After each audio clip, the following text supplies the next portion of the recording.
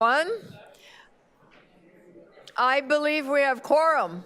And Councillor Fletcher, perfect. We now have quorum, and I'm calling the meeting 23 to order. Welcome, everyone. Today's meeting is being held by video conference and in person at City Hall in Committee Room 1. This meeting is also being live streamed online at youtube.com/Toronto City Council Live. And we have a few councillors joining us online. Although we may be meeting in different locations today, the committee would like to acknowledge that the land we are meeting on is the traditional territory of many nations, including the Mississaugas of the Credit, the Anishinaabe, Chippewa, Haudenosaunee, and the Wendat people, and is now home to many diverse First Nation, Inuit, and Métis people. We also acknowledge that Toronto is covered by Treaty 13 with the Mississaugas of the Credit. If you are registered to speak at today's meeting, please listen for me to call your name. I will call speakers in the order they appeared on the list. The list of speakers can be viewed online by visiting the Executive Committee page at toronto.ca/council and clicking the speakers box for today's meeting. Members, if you need any tech support, we are here. Are there any declarations of interest? Seeing none. Councillor Bravo, would you like to confirm the minutes and move? I move those minutes. 14th, thank you. All those in favor? Carried, thank you. Before we begin the agenda run through, I believe Deputy Mayor Osman Malik, you have two new business items to add to the agenda. One is the FIFA World Cup. Yep. 2026 procurement plan update. We will add that and give it some time for you to read it. This is the status update of funding from the federal and the provincial government. All those in favor of adding these two items on? Opposed? Carry, thank you. That's because the meeting just occurred yesterday under the wonderful guidance of Deputy Mayor Cole, who is just arriving. I also have a new business item to add to the agenda: legal service sourcing to expedite priority affordable housing projects. May I have move all those in favor of adding this on the agenda? We'll deal with it later on. Opposed? Carry, thank you. I will have one more item that will be coming in a few hours. It is asking for a staff response to the new legislation that was presented to us yesterday. Is the provincial government on? Okay. Okay, okay, we're not debating that. I'm just asking for a staff report to look at the implications and what the impact it has for the City of Toronto. It will go to council. So we'll put that in writing soon. There's also a provincial budget that's going to come in a few days. We will also have a response to council looking at the impact, okay? We will now run through the agenda. Okay, the item number 1, it's the improve active transportation and water access to Toronto Island Park. There are 2 speakers on that one.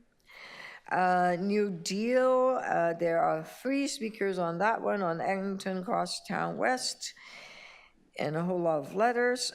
Auditor General, item 3, the Metrolinx Ontario Line Lower Don Bridge and Minton Place Portal, temporary lane closure on the DVP in Gardiner and temporary delegation of authority.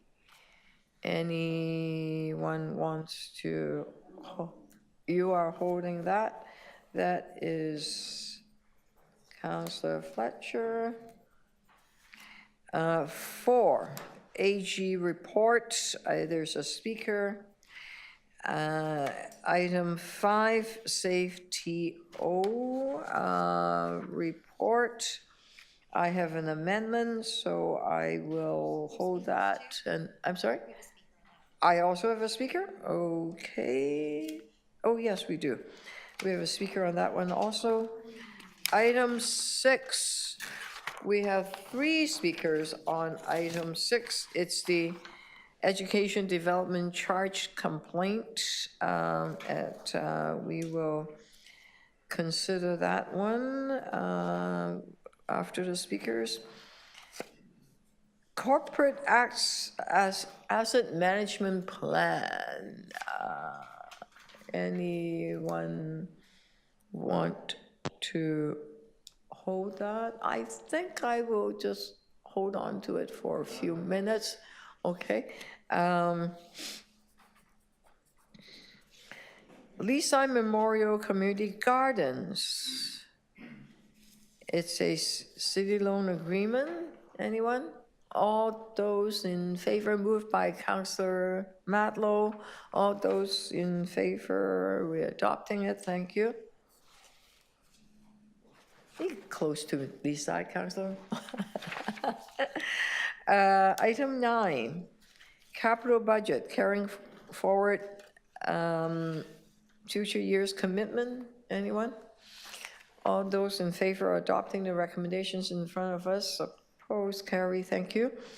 Year-end capital budget 2025 with some adjustments. Any questions? No. All those in favor, opposed, carry, thank you. Councillors, council appointees to agencies received for information. Oh, there is a speaker. You are right. There is a speaker, okay? 2 speakers. Item 12, retention schedule for accountability records for the AG office. Anyone want to discuss that? If not, Councillor Bravo, all those in favor, opposed, carry. And by the way, those councillors online, anything you want, just open up your mic and just speak. Councillor Morley, Madam did I Mayor? miss? Yeah, did I miss an item? Which one? Thank you. Just on item number 6, I do have a motion to defer into the next executive committee. I know there are 3 speakers on that item. I wanted to just advise that there will be a motion to defer 1 month in case folks want to stand down their deputations until next month. I'm happy to speak to it when the time comes, but I just wanted to flag that on item 23.6. Okay. The education deferral charges. Education charges. Thank you. We'll check with the deputants to see whether they still want to speak, and then we'll come back to it. If they don't, we'll just approve the deferral in next Great. round, okay? Thank You. Anyone else online? No, we're good. Back to item 13. This is respecting Swansea Town Hall Community Center. Councillor, okay, thank you. All those in favor? Opposed, carry. Okay. Yes, Municipal Code Chapter 219. Those records are important. Fair Wage Office. You're moving, Councillor Bravo, the annual report. We're receiving it for information. Opposed, carry. Thank you. FCM, Councillor Ainsley. March report to council. Madam Mayor. Pardon? More than happy to move it. Thank you. All those in favor, opposed, carry, thank you. Procurement plan update, item 16, FIFA World Cup. Councillor Carroll, anyone? If not, do you want to hold on for it for a minute, or you're just biting your tongue? I'm happy to move, Madam Mayor. Okay, Councillor. All right, Councillor Morley? Happy to move the item. Okay. hang on a second, we have a FIFA thing. Why don't we just attach this one with the other FIFA motions? There are two other. FIFA, pardon? I should do it separately? Why? Because they're both procurement. One is not a procurement, the other one is a request for a staff report. Okay, funding I'll from just other hold on orders. to it, just 1 second. Okay, let me just, I'm sure it'll be fine. Hang on to it. The status update 17, I'm just going to hold all of FIFA into one package, and if we need to, yeah, we will deal with it separately. I hear you. 17 is also separate, right? Okay, let me just hold on to those. Item 18, legal service resourcing to expedite priority affordable housing projects. Basically asking the legal folks to consider whether we could fast track some of the legal work so that we could build more homes faster. Do you need more time to read? No, we good? All those in favor? Opposed, carry. And I think we are good. Any new items? Pardon me? We should go to this item because it's scheduled for 9:45. It's a statutory. There's an item that we, oh, may I trouble you to check with the deputants whether you are okay to not speak on this item because there's a deferral motion? May I trouble you, one of the clerk, to go check with the deputants? One is online, so we have to promote them, and we need to ask them online if they wish to. Ah, one is online, okay. Yeah. Item 6, apparently we are at 9:45. We have to consider this time item because it's an education development charge complaint. There are 3 speakers. Julie Lesage, Adam Layton, and Jennifer Robbins. Do you agree with deferring your deputations until the next round? Because there's a deferral motion. Are you here? Adam Layton is here. Yes, Adam Layton, are you okay to defer it to one round? Yes, we are, Madam Mayor. Thank you, yes. You're, okay, your name is Julie Lesage, thank you. Jennifer Robbins. Are you here, Jennifer Robbins? Okay, Jennifer Robbins are not here, given the 2 speaker are willing to defer it. Deputy Mayor Molly, your motion, please. Thank you, Madam Mayor. The motion there is for consideration that this item be deferred until our June 17th meeting. There are some, I think, a need for additional undertaking between staff and the Toronto Catholic District School Board, as well as the Canadian Helen Keller Centre, to explore the exemption opportunities within the particular bylaw that applies here. So we just want to allow some additional time for that work to take place and have a report back to our next executive meeting on the 17th. Okay. All those in favor of the deferral? Opposed, carry, thank you. I am going to, when we get to it, pull the AG report on 911 and SafeTO. We'll consider both of them together. And, but first one first, the active transportation and water tax access to Toronto Island Parks. We have 2 speakers. First one is Daniel Tate, Integrity TO. And the next speaker is April Engelbert. Daniel, you have 5 minutes. Good morning. Is your mic on? Oh, yeah. Check 1, 2, Mike? Yep. Okay, Yep, great. go for it. Okay, thank you. It's an honor to be the first person to kick off the party this morning. I just wanted to come here and really vouch for the importance and vitality of having a pedestrian link, a fixed link to the Toronto Islands. I've lived in this city my whole life, and the Toronto Islands is like a true jewel, as we all know, of our city. And here at City Hall, you know, you hear certain words that are bandied around a lot, like, you know, equity and accessibility and inclusion and all these words we talk about a lot. And when you think about it, the Toronto Islands isn't any of that. It's not accessible. It's not inclusive. It's hard to get to. A lot of people don't want to deal with the crowds and the congestion that they have to deal with at Jack Layton terminal. And even with the electric ferries coming, we don't know necessarily how that's all going to play out. A lot of it is theoretical. It's new technology. There's massive infrastructure work that needs to be done at the dockside to accommodate these electric ferries. And so that brings us still back to square one, which is how do we get people to the island so that they can enjoy green space that they rightfully deserve? And then we look at what's happening at Ontario Place, and you know, how much green space is lost there? You know, what could have been if West Island was a beautiful, lush, green park that all taxpayers and residents could have enjoyed, but that ship has sailed. That's going to be a concrete spa.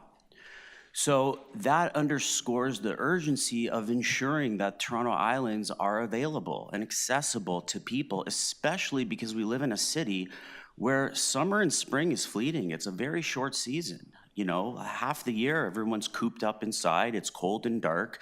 And so when the days are longer and warmer, it's even more urgent that we facilitate an ability for Toronto residents to enjoy the Toronto Islands, okay?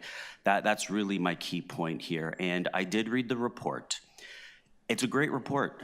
And certainly there are major challenges. There's engineering challenges. There's, of course, financial challenges. But we got to think big, right? If we want to have a livable city with access to green space, we need to think big. There's different partnership types that we can explore, whether it's public-private partnerships. We can look to the provincial and federal government for assistance as well. But I really think that we need to truly look into the feasibility, viability of making this link happen. It's really important. And I'm not saying we don't want cars there, of course, but a free way, cheap way for people on a bike or rollerblades or walking or joggers to just go down Cherry Street on a nice, you know, May, June day or evening and go hang out in the islands for a couple hours and then just go back through the Eastern Gap there. Just quickly on the technical side of things, I understand the gondola option is tough because you have major shipping barges going through the Eastern Gap. Those red path sugar barges are massive. They need a lot of height, they need a lot of width. So that makes the gondola option kind of difficult. You can't really have an operating gondola going over a barge. A drawbridge is also difficult, again, because there's a lot of traffic going in and out. I think the tunnel option has a lot of promise. I know it's expensive, digging into the ground, it always is, but we already have boring machines coming here and they're gonna be here for several years. Maybe we can borrow them when they're finished at the Ontario line. And I just think this is something we need to explore. We should certainly, I think the report said we should put together a task force, do some more detailed investigation and analysis and feasibility, look at some of the environmental impacts. I think the tunnel would mitigate some of the ecological impacts. And yeah, I just wanted to come here and just vouch to all the decision makers in the room that I think this pedestrian link is vital for the future of our city and will make it a lot more livable. Thank you. Any questions to the deputant? Councillor Fletcher? Good morning. Morning. Number one deputant. Just there is a tunnel that exists already, so I'm just interested in your thoughts on that, because that tunnel that was built, and I can't remember how much it was. The Billy Bishop Tunnel. To the island airport. So there's already a tunnel under from mainland to the island. Now, you might know how much that cost. Do you see any possibility of somehow using that instead of a brand new tunnel, because it's already been built, paid for, and I don't know about the engineering, but continuing it in a certain way rather than going to the airport, which is a restricted Yeah, zone? so that Thought area. about that, too. Yeah, I've thought about that, and I know the Billy Bishop Tunnel was not inexpensive. It was in the orders of tens of millions of dollars. I think back in 2015, and certainly with inflation, a cost on the Eastern Gap would be much higher. But that's already a very, very congested intersection by virtue of having an airport there. There's a lot of travelers. It's not a very inviting, in fact, a lot of people don't even know there's a tunnel there. They just know there's an airport there. Perhaps there's some design opportunities where you could sort of make it a 2-in-1 type of situation and accommodate all that extra traffic. And that's certainly something that the task force should look at. But barring that, I think the Eastern Gap is a good option. No, I hear that. But the fact on the Eastern Gap, it would be hard to accommodate a lot of cars as well. I heard you say, take your rollerblades, ride down Cherry, go across. Would you not think that's also kind of the same if that other tunnel, because both are the Port Authority would have to be involved. I'm sure you recognize that. Yeah, Both sets of lands for the beginning, that's all Port Authority land that would have the footing of a bridge or the entrance of the tunnel on the eastern side of the Eastern Gap, as well as that tunnel. So I don't know if we've really explored all the options with the Port Authority to the fullest. Yeah, and certainly ownership of the lands is something that needs to be taken into account. Ports Authority owns some, Waterfront Toronto, and all these other various entities. I would think for a theoretical fixed link to the Eastern Gap, we don't want cars assembling down there. We don't want to attract motorists. We want to attract active people who want to go for walks and go for runs and bike rides and rollerblades. And we already have a great trail that stops at Polson, but I'm certain that eventually it'll go down to Cherry Beach. We're going to have a potential streetcar route going down Cherry in the future. So it can still be viable, in my opinion, without having to accommodate cars. Thing could be said for the other tunnel, because you're hoping people come on their rollerblades, on their bikes to cross over, because you can't drive your car on the island, right? And just for the land, who owns it? I don't think Waterfront Toronto owns any land. If we're looking at land ownership on the land side, not the island side, that is the federal port. Do you see, have you had any conversations with Ports Toronto or any of the kind of challenges that might be with digging up from there or putting something from there? Are you aware of what their feeling is? Because I'm no, as a concerned citizen, I have not picked up the phone and called up Ports Toronto, but that's certainly a good idea. Maybe today I'll give them a call. How's or maybe that? you could talk to them on my behalf. I will ask today what they're thinking. There's a lot of stakeholders, a lot of intricate ownership details that would have to be sorted out, but I think the vision is the vision. Great vision.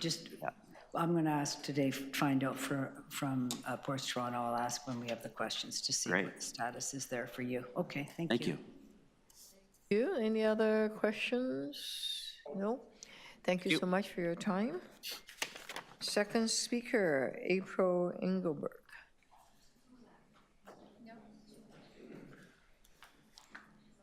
5 minutes. Good morning, members of the Executive Committee. I'll just start by answering your question. Councillor Fletcher, you were asking what Ports Toronto had to say about this, and they actually did write a letter that is publicly available, and they were thankful for the ongoing consultation, and they're open to looking at different options, but that letter is publicly available.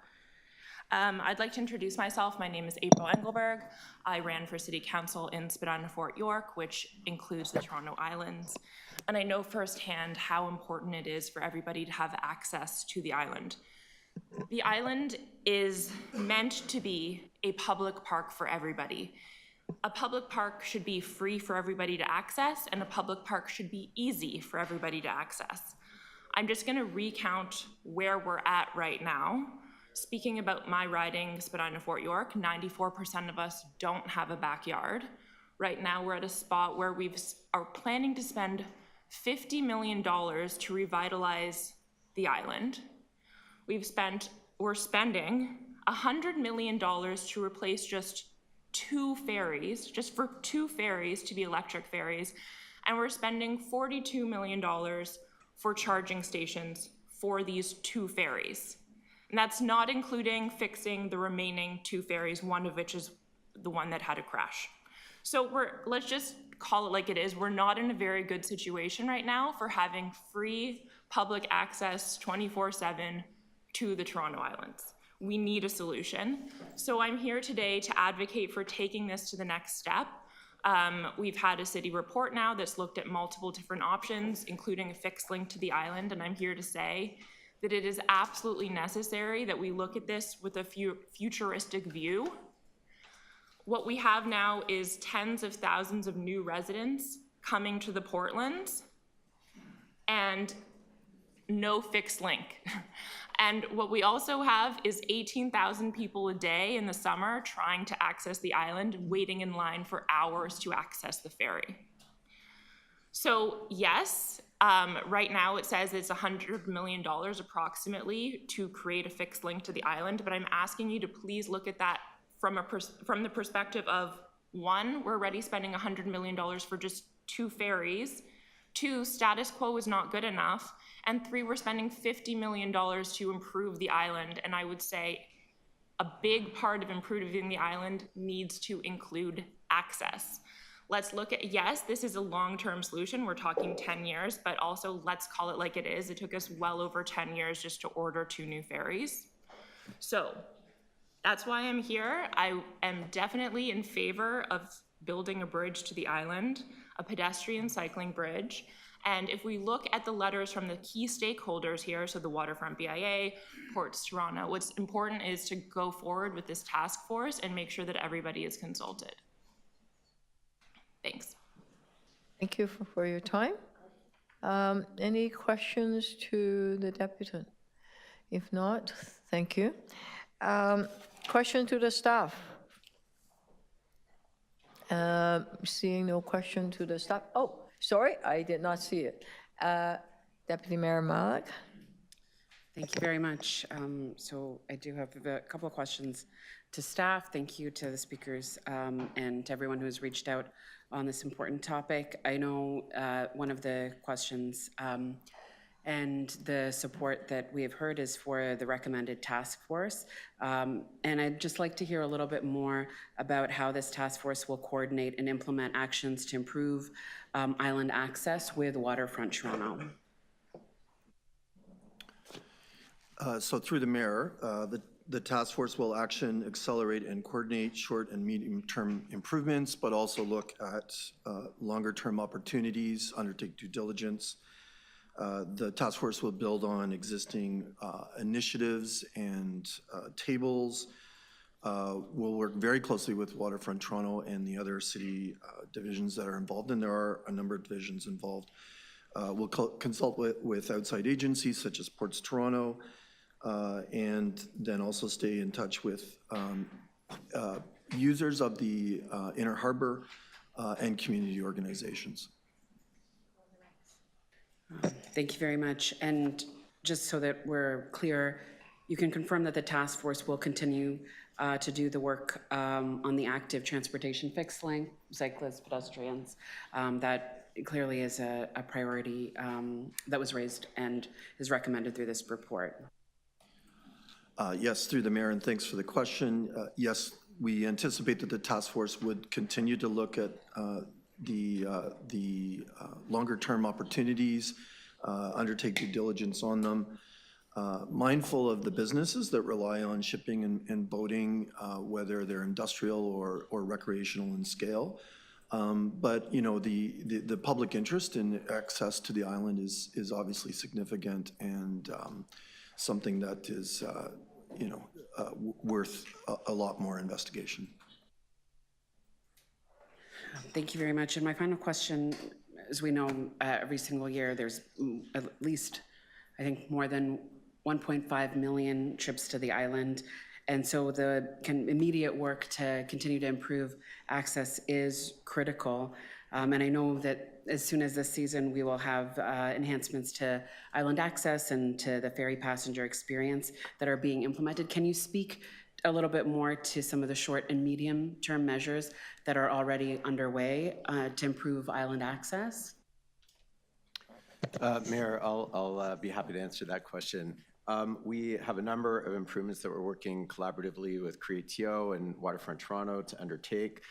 Changes, for example, to the Jack Layton Ferry Terminal that include the provision of shade, improving ticket queuing, particularly on busy weekends. We've added customer service staff to help with wayfinding, adding additional information such as signage, both on the city side and on the island side. And we're certainly working to adjust council's direction around increasing the supply of water taxis, working with our water taxi operators to increase their supply. And brand new, we are excited to have worked with TPA on the provision of bike share stations at all 3 ferry landings over on Toronto Island. So that might give some folks choice on their return trip. So a number of opportunities that we are excited to have in place by the Victoria Day weekend and certainly by Canada Day. Any questions? Councillor Fletcher, Matlow first. Okay. I'm curious about the gondola concept.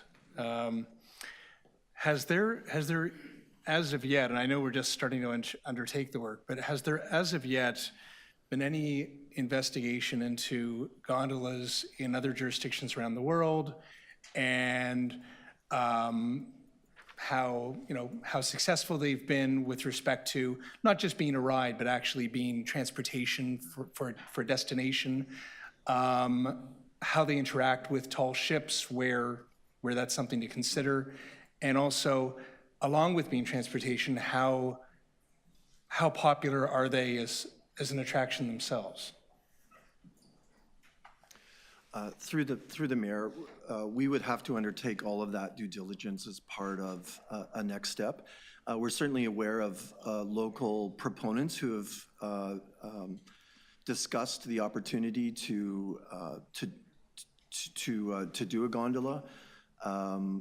It's an interesting idea. It is done in other places. It's done in Roosevelt Island in New York City for transportation.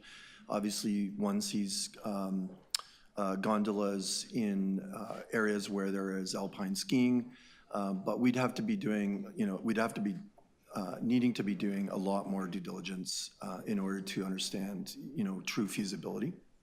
Thank you. Councillor Fletcher? Yes, this is just a question about Ports TO, because they do seem to own a fair amount of land where the footings would go. I think it's, how many acres is that port? Because it would actually be on the port itself for the footings for gondola, which is pretty exciting, as well as any fixed bridge. Who's going to know that answer, please? So through the mayor, yes, the port facility is operated by Ports Toronto. Its municipal address is 8 Unwin Avenue. It is a secure facility. So there are border security and just general security issues associated with the property. I'm sorry, I don't know the exact size of the 8 Unwin property, but I'm going to guess that it's in the vicinity of 20 acres. I was going to say 20 acres, so, yeah. Okay. And it would be very challenging to locate a bridge with piers on that property.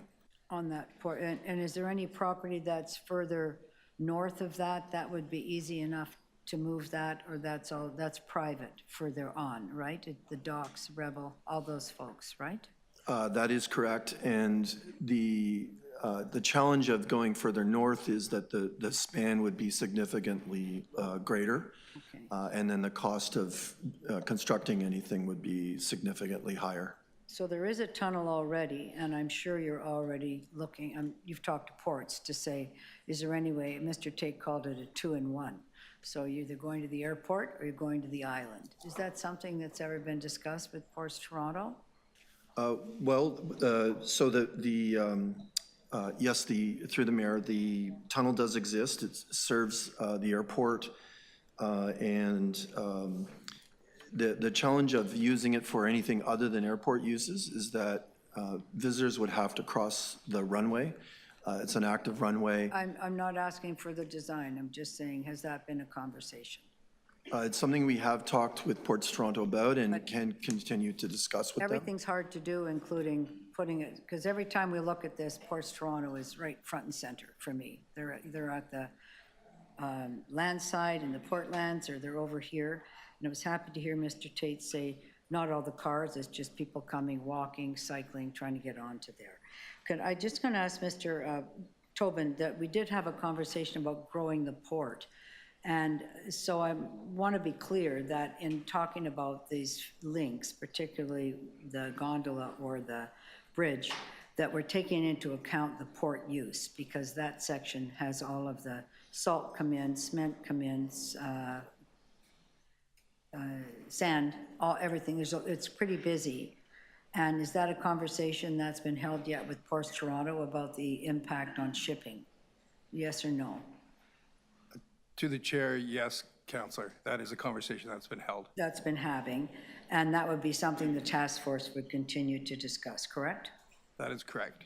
And then just for the island, because it is a destination, I'm just wondering, and it's a destination because it's a great place in the summer. I don't think it's a winter, it's not much of a winter destination. Are there other places that are big enough? I'm asking you, Mr. Dayton, in the city, somewhere like Downsview, that have enough capacity or that we own that could be a destination? Because I don't see a destination, four-season destination location for anybody to get to outside of the island at the moment. Have you thought of that? Is that something, I know it's not a task force for getting to the island, but it's really a task force on where are the big destinations that people want to go to chill, and could it be a four-season destination? Mayor, yes, certainly the Toronto Island Master Plan contemplates how Toronto Island is a unique destination. There aren't many others like it in the city. There are? Sorry? I'm asking about, are there other land, how big is our biggest park? What kind of destination could you think of providing somewhere up in G. Lord Ross, if that's what it's called? I think it's, I don't know whose ward that's in, but it's massive. But is it a destination in that way that's beautiful, curious, four seasons, that we can easily create more buzz around? Councillor, can you wrap up? I am trying. Certainly, we are looking at parks like Centennial Park and parks like High Park, and how those parks are used and treated, in a different way.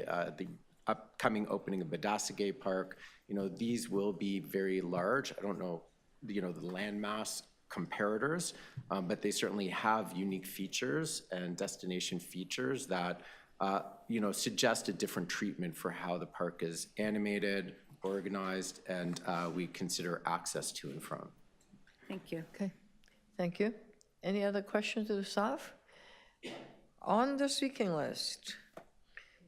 Okay, Councillor Holliday to start. Thank you, Mayor. I'm here for the second item, but I couldn't help but miss the conversation. I sat just over there yesterday, and we were having a similar conversation about access to parks. The speakers today talked about getting into they talked about the islands, but we were talking about High Park yesterday and about the porosity of the park and having to pay there. But I just wanted to offer the committee the following comments. Sometimes we make our own problems. The Western Gap is about 120 meters wide. Look at a map. It reminds me, I was in Niagara-on-the-Lake, and it's kind of neat. There's a park there, and you get so close to the water's edge, and you can see the United States. It's so close, you can actually almost have a conversation with somebody. And I keep thinking, it's so close, yet so far away. So that Western Gap is tiny, and if you've ever taken the ferry, right, it just kind of like bumps across, and of course there's a tunnel. But where we missed our opportunity was when we had the conversation about the airport at council a few months back. One of the options included a roadway, which was sort of a bull nose over the end of the runway. They would have built that. So that park, and we shouldn't underestimate how important it is, of course, to downtown. It's the largest park in the city, by far. Lots of attractions, lots of destinations, and yet it's separated by 120 meters. And so, you know, I wondered if that's the place we should be paying the most attention to. You know, and recognizing there's an airport there, but there's a way to deal with that airport. You know, I look at all these other things that seem complicated or big engineering feats, and yet we just have to cross that western gap. And, you know, it's just so far, so close, yet so far away. So I don't know, things to think about, and I guess we should just be more strategic when we think through these various decisions. Thanks, Mayor. Thank you. Councillor Matlow and Councillor Deputy Mayor Malik and Fletcher.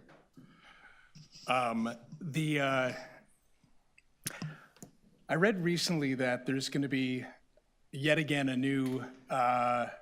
new ferry to Niagara, a hovercraft that's planned that will take us 30 minutes from Billy Bishop to I imagine St. Catharines, and what a wonderful thing for all of us to have access to a region that's really part of our backyard.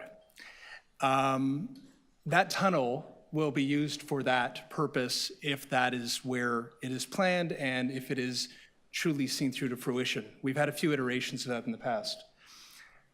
Similarly, we have this park in front of us that we all love. I often feel so frustrated, though, with how we are jam-packed like cattle onto the ferry, that I find other ways to get there, including I've got this thing called an Oru kayak. You heard about it? Yes. Yeah. It's a foldable kayak. And I go down to Cherry Beach, and I launch at Cherry Beach, and then I go across the gap, and then I'm able to enjoy the island without the crowds. I suggest it to anyone who is able to access one. And far too many people neither have that, are able to get it, or have another option than getting on the ferry. Wouldn't it be amazing to have a direct access? Now, there will be those who will say, but if we had a bridge, would that not cause too much traffic? Would it be too much? And I know that there are islanders who would feel that way, and frankly, a lot of people who enjoy the islands for the reason that they want to escape the busyness of the city would have that concern as well. It's not just an islander issue. And that's why the gondola excites me. The idea of something like Roosevelt Island, for example. Roosevelt Island has a community on it. It does have a park at the south end of it. But for the price of a Metro card, you're able to take the gondola over to Roosevelt Island, and along with that, you get this beautiful view of Manhattan. If we had something similar to that, where, yes, it could accommodate tall ships, but a beautiful view of our skyline, an attraction itself, and it's something that could be a bit of a middle ground with respect to the capacity that we need for transportation there. That's something that I'm really interested in. So we will see where all this goes, but I love that we're talking about it, and thank you for those like Blair Skirgy and others who brought the gondola suggestion to our attention. Thank you. Councillor Matlow, you can now rent a kayak and a paddleboard to go across to Warts Island, for example. It's a wonderful experience. Absolutely. I've done it a few times myself. Thank you for that. Deputy Mayor, you want to have her go, sir? Councillor Fletcher, you're next. Well, thank you very much. I just want to say that I'm really excited as well, besides all the gondolas and everything, to just look at what some of the near-term plans can be to expedite people getting to the waterfront. So we have a whole part of the dock wall that we own north of Rebel nightclub. I call it Rebel. It is still Rebel. That's easy. You could go there, get on a craft, get to the island. It's thinking of all the different ways to get people over to the island. And then I know we are very, I'll call it hyper-focused on the island itself. This is going to be a longer period in order to be able to accomplish something bigger than getting people there by water. And I just want to point out, even with the gondola, Councillor Matlow, we don't own the property on the eastern side of the Eastern Gap. It is federal agency, Ports Toronto, and they happen to own it. So usually we don't make plans on everybody else's property without having them sitting here. Yes, they do it to us, but we don't like to do that same thing. So I'm just saying it's really a factor here that sometimes we forget about, and it's still a working port. And they are running these big cruise ships in the Great Lakes now that are quite exciting if you like cruising. So that to me is one of the factors that we haven't added in. For some reason, everybody thinks we own all that property on the island.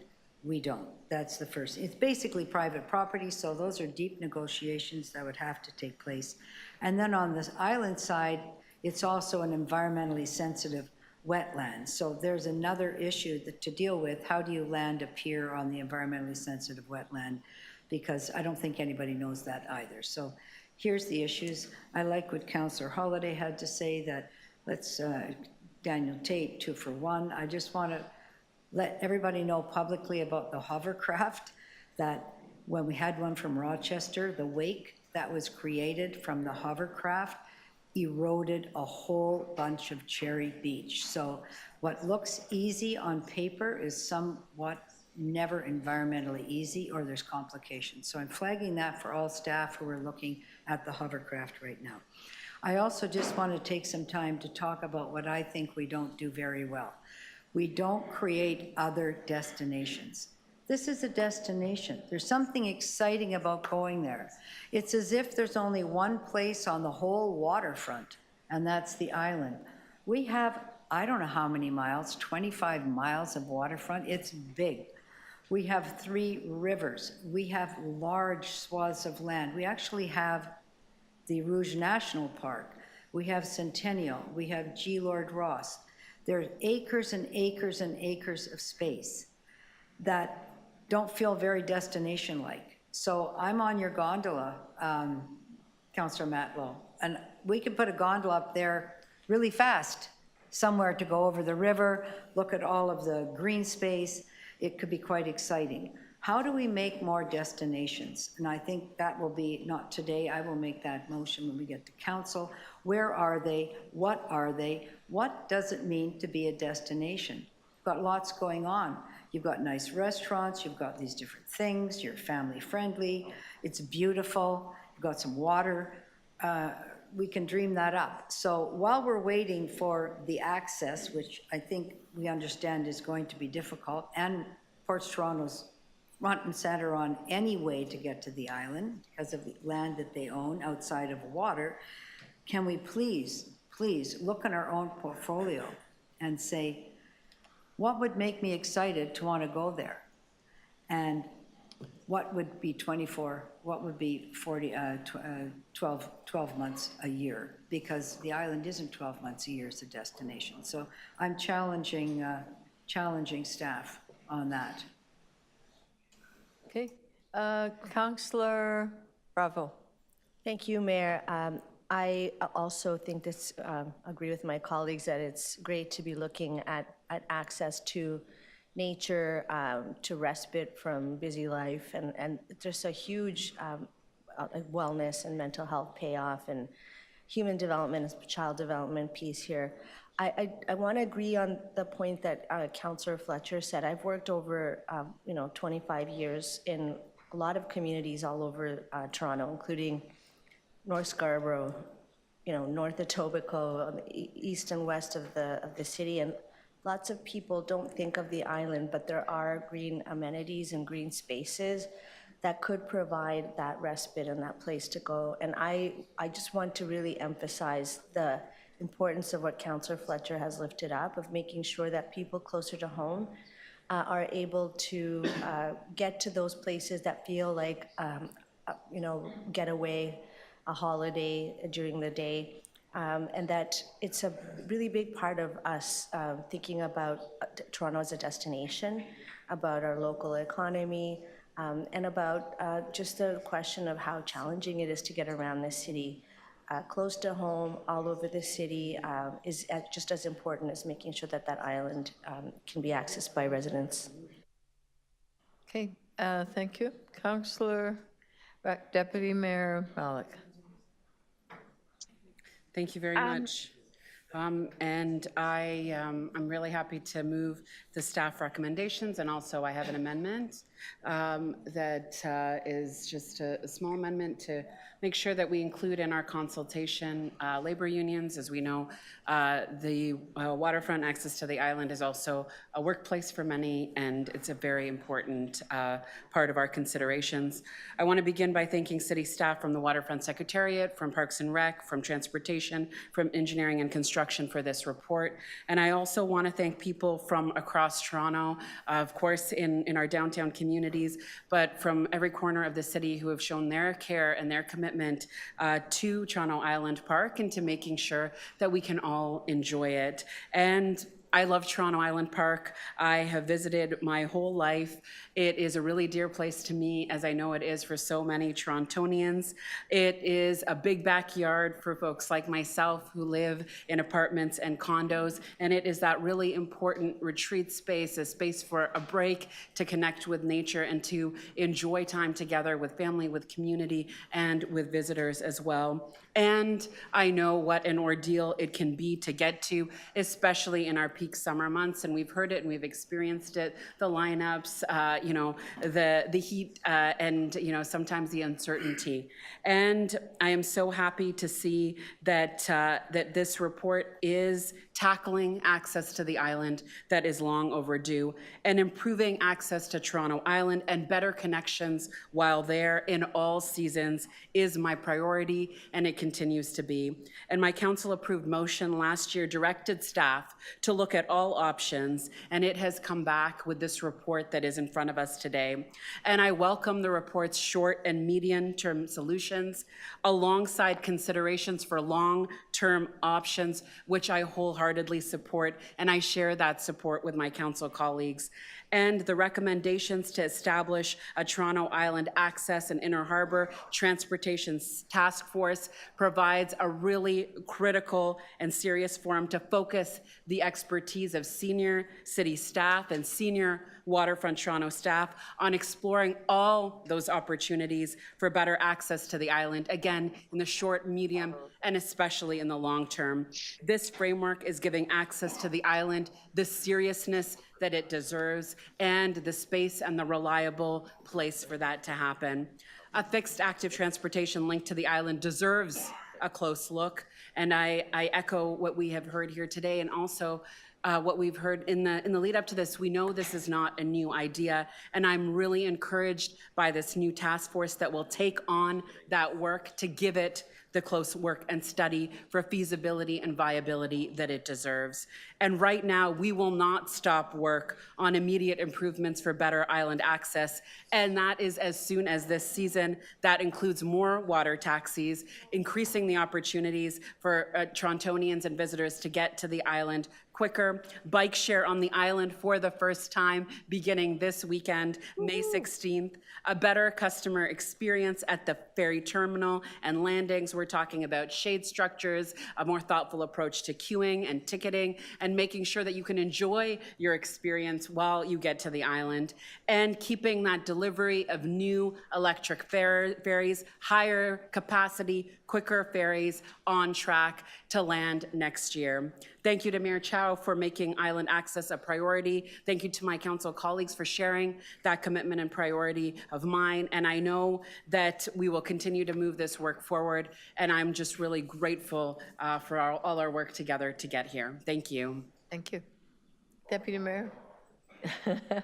Yes. Mayor Cole? I say a pox in all your houses.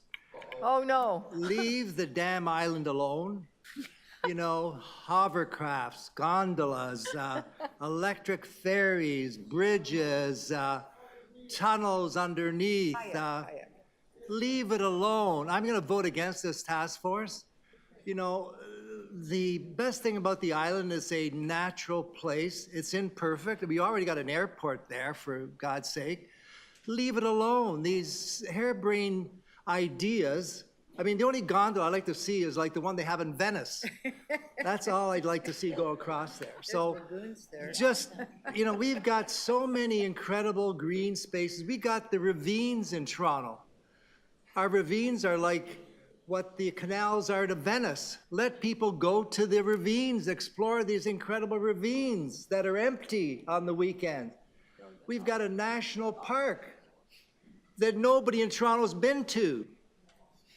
Everybody I asked, they've never been to the Rouge National Park. There's one person. Okay, two. So let's make our parks more inviting. Let's make our parks more exciting. Places you can walk to, take the streetcar to, take the subway to. Right now our parks are boring because we don't really share the beauty of our parks enough. And they are beautiful, but they're boring. So let's do more to get people into the thousands of acres of parks that we have, belt lines. That's where people have got to be better made aware of, rather than spending these high-tech hovercrafts and, this hokey electric ferry scheme that's never going to work. Forget all that stuff. Just leave it alone. That's my speech. Thank you. That just, I wasn't going to speak to this, but I will. Deputy Mayor Cole, the island is absolutely beautiful. I was just 2 or 3 Sundays ago. I took the ferry over, and there were so many young people, families, seniors. They are walking, biking. It was just a wonderful, joyous place. And some of them were at the beach, even. Beaches, there are 3 or 4 beaches there. So it's a beautiful place. It's a gem. And it's islands. There are quite a few islands over there, because it's not just Center Island, it's Wards and Hammonds Point, it's Muck Island, and it's really literally places where you can play frisbee golf, you can just picnic, kids can go to Centerfield, you can rent canoes, etc., and bikes now with bike share there. Wow, in Odd Dock, that is so absolutely wonderful. So it is a gem. Deputy Mayor Cole, you're talking to a mayor that actually spent a lot of time hiking on the Rouge, snowshoeing on the Rouge, kayaking and water bottling, and yes, I go up the Rouge River from the lake, and there are a lot of people enjoying the Rouge National Park. It's a beautiful place, even in winter. So we live in a city that are blessed with water, lakes, rivers, parks, ravines, national park, smaller parks, big parks, and kayaking from Cherry Beach over to Wards Island. It's about an hour and a half.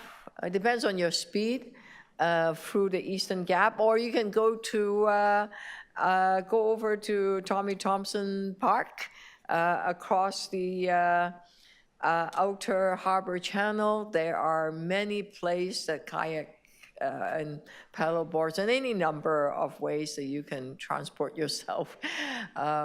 We just need to make it easier for people to rent, to dock, to if you have your private watercraft, you could get in and out easier, places for people to store. I think it's not a bad idea to explore. Maybe they are too fanciful. We don't know until we examine the possibilities. So I'm always willing to explore. It may be too expensive, it may not. We shall see. So we'll welcome the report request or the formation of a team. So we'll see what comes out of it. So, but in the meantime, yes, floating docks, water taxis, relief ferries, all of that. Now, there's a shade structure now on the ferry dock so that if you're waiting, it's a lot more pleasant. So thank you for making all that happen to our staff team. I see no other speaker. All those in favor, Deputy Mayor? Recorded vote, okay. Uh-oh. All those in favor of Councillor Malik's motion, Councillor Matlow, Perks, Malik, Bravo, Fletcher. Who is online? Councillor Morley? Councillor Molly also in support. Chow. All those opposed. Deputy Mayor Cole. Okay, all right. Carried, thank you very much. Let's see if we could get to other items. Item number 2. I think Councillor is here. May I trouble you, Deputy Mayor Malik, to chair for a second? There are 3 speakers on this. Barry Morrison, the first one. Barry, thank you. Barry, you're online. You have 5 minutes to speak, and please begin when you're ready, and I'll let you know when you're getting to time.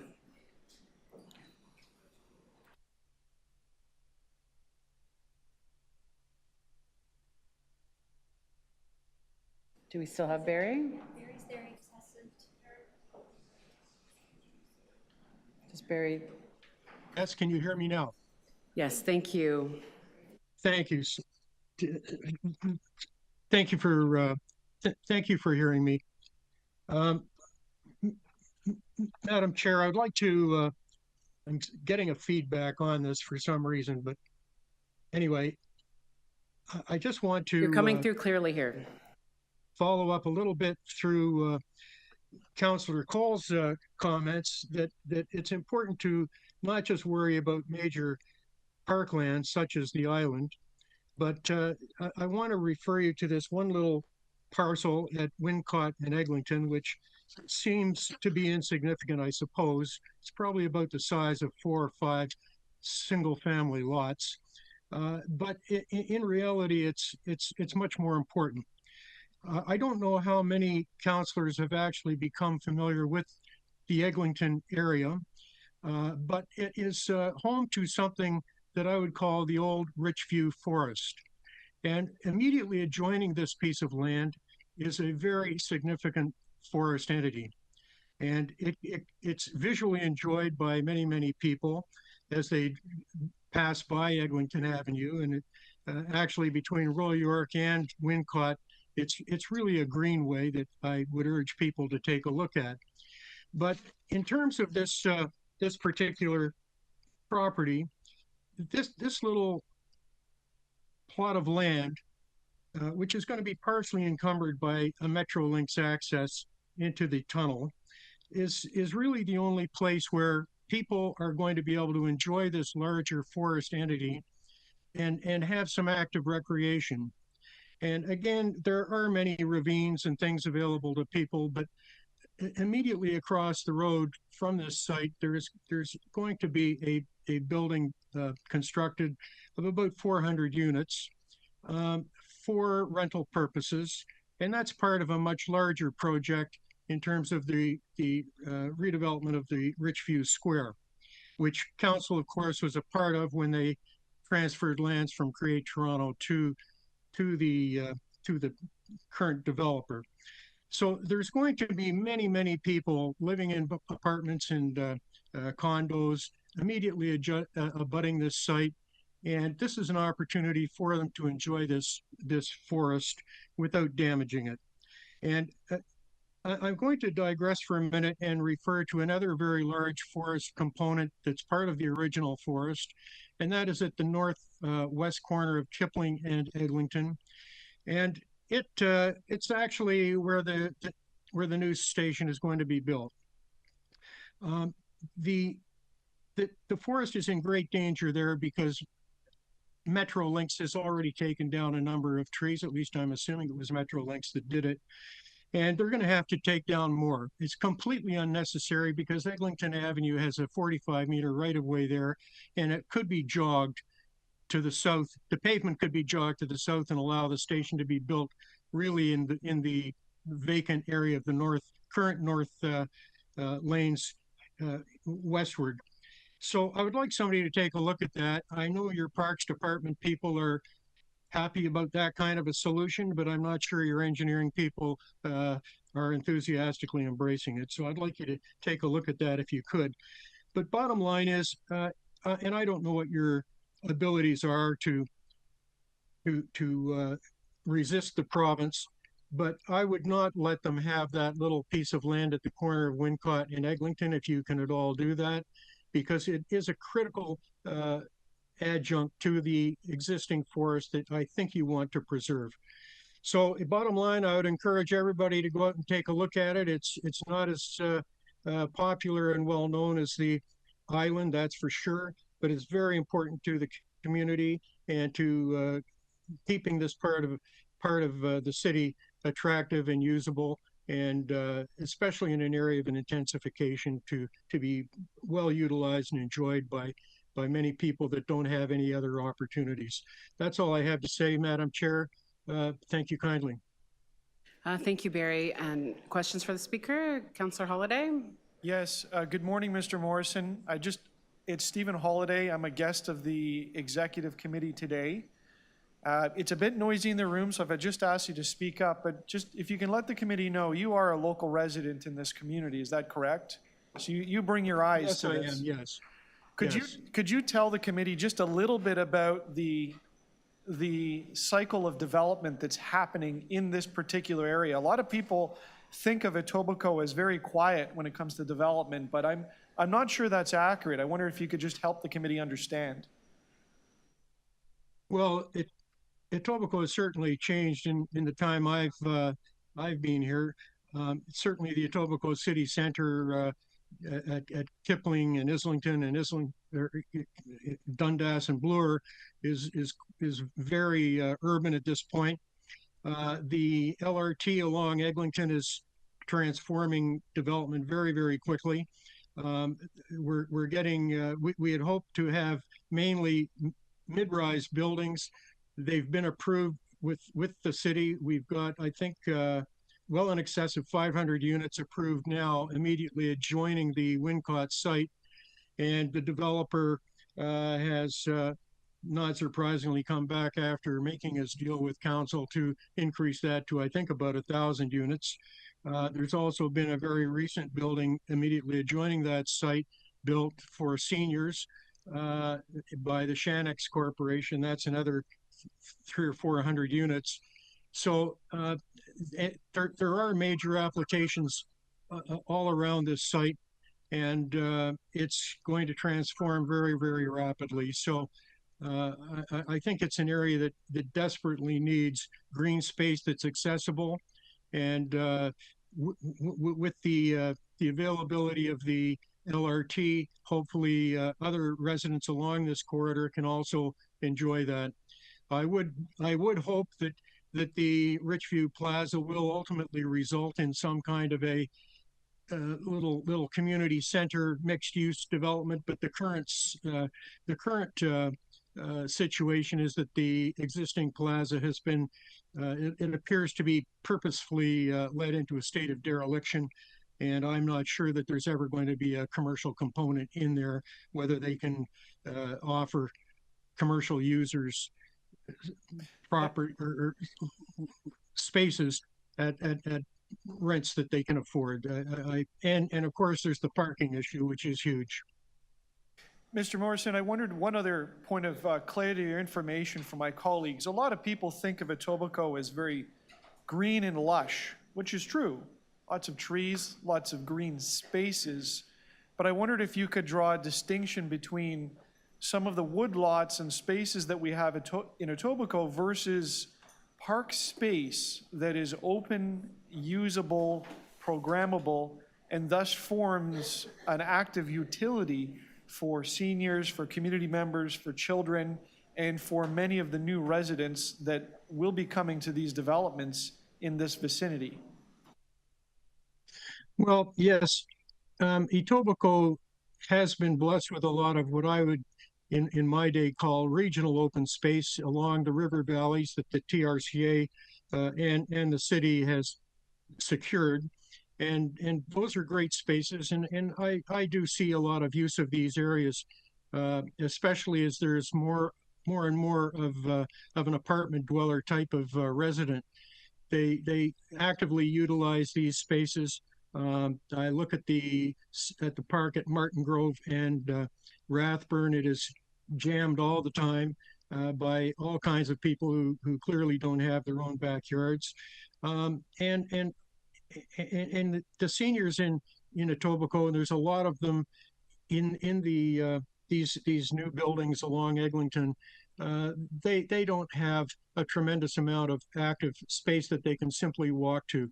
And that is why I see this Wincott site as being so important. It's very, very tiny.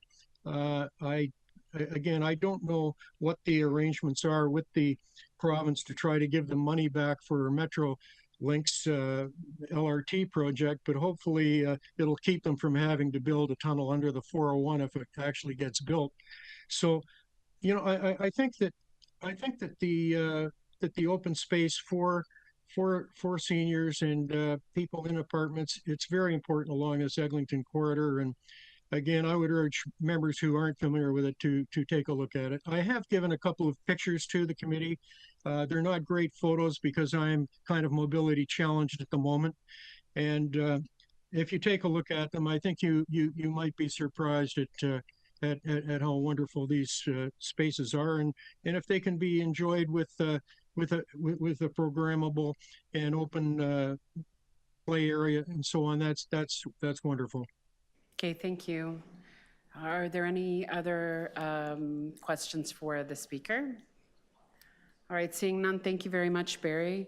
Our next speaker is Louisa Garado, co-chair Richmond Gardens Residents and Ratepayers Association. All right, that's great. And Louisa, you have 5 minutes. Please begin when you're ready, and I'll let you know when you're getting to time. Hi, can you hear me? Yes, we can. Okay, excellent. Good morning, everyone, and thank you for hearing me out. Louisa Gerardo, I am speaking on behalf of the Richmond Gardens Residents and Ratepayers Association. Our respectful ask, is that the city refuse to transfer the small parcel of designated parkland at Eglinton and Wincott to the province for the purpose of TOC. Put another way, there are many parcels the province is asking of the city. Can we transfer all but the little park at Eglinton and Wincott? There are 3 supporting arguments or pillars for this, and I'll expand now. 1, we oppose rezoning parkland to build housing. We may get there one day, but we don't believe that that is necessary to do with parks across the city right now. This parcel, which is relatively small, is designated a park in the official plan, and parks are protected, and we want to see those protections remain. For the record, and in complete transparency, there are a number of parcels, this one at Eglinton and Wincott, and another one at Eglinton and Martin Grove, are designated parks. If we had to make an exception at all on parks, which we're not thrilled about, we would sooner make the exception at Martin Grove. I hate to throw that community under a bus, but that park is directly above the LRT station. And I can understand the desire to build on that. When it comes to Eglinton and Wincott, it is not even on the station. It finds itself between 2 stations. Importantly, where does it find itself? I've not seen these photos that Barry has sent in, but I'm very familiar with the parcel. This is a relatively small piece of land which to the east abuts a protected mature woodlot or forest. To the north, it abuts a retail plaza and three single-family homes. And to the west of this is a massive redevelopment that council approved in 2021. It is a small parcel of green, designated park that abuts otherwise tremendous development. Point one, we don't want to see a park rezone. Point two, there is a massive development immediately west of this park. The first building we expect will go up will have 370 rental units. And this park is the only active outdoor green space for those residents, much less the upwards of 600 residents we expect will be in that community. It's important to understand that this isn't a question of NIMBYism. We're not saying don't transfer any of it. We're just wanting to protect a small park. If we think of the patch of Eglinton between Kipling and Islington, 10 years ago was markedly different. The development that the community has actually supported, collaborated with developers on, has been amazing. It's enriched the new residents, the former residents, great planning so far. At the corner of Kipling and Eglinton, we have worked with developers and we've got this amazing set of townhouses. Great idea for the space.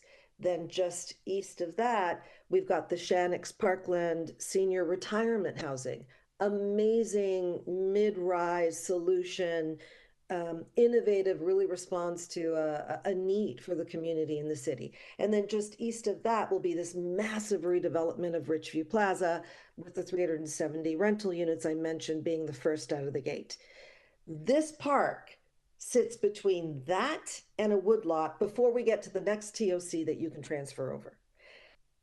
Third point I want to make, we had almost no consultation or advance notice on this. I think we heard about it Wednesday night. We got unbelievable response through email and verbals. A number of letters have been sent through to the executive committee. We're kind of responding quickly over Mother's Day weekend. We don't want this to be, I got to be honest, the second park in Etobicoke that may be secretly part of a deal that goes to some development none of us knew anything about. It's a small ask, but I ask for you to protect this park. And I do that on behalf of the residents of Richmond Gardens, current and future. Thank you. Thank you very much, Louisa. And there's a question from Councillor Holiday for you. Mr. Otto, thank you for coming. Can you just remind the committee, you are co-chair of the local residents association where this particular parcel of land is? Yes, that's right. Along with Sonia Pace, yes. So can you tell the committee, how long have you known that this is proposed? Approximately. I think we learned about this Wednesday evening. We saw your bulletin come through. So last week. That was Wednesday evening. Yeah, last week. Yeah. So we forwarded that to the community on Thursday. And despite this being a beautiful, wonderful senior population, and some people don't have emails, a lot of people don't PDF things, et cetera, we got a tremendous response from the community. I think we've got over 20 letters of objection over Mother's Day weekend. Yep. Interestingly, I live on Waterford Drive, so the neighbors across the street from me, south of me, would abut this park. And I went to each of their homes individually because they had no idea that the park was threatened to be rezoned. Are people that's mad? That's not a lot of consultation at all, if that's the nature of your question. Are they mad? They're mad, they're scared. Okay. Yeah, both. And yeah, so is it fair to say there's a desire for public consultation? I mean, that's what I've been hearing, but you're the co-chair. There is absolutely a desire for public consultation if we can't agree that parkland should be protected and not rezoned for housing. I don't know that we believe Toronto is there yet. I don't think all of our parks are to be rezoned at this point. Thank you very much. Thank you. Any other questions for the speaker? All right, seeing none, thank you, Louisa. Our next speaker is Waleed Kogali Ali, and I believe you're here in person. Thanks for joining us. You have 5 minutes, and please begin whenever you're ready, and I'll let you know when you're getting to time.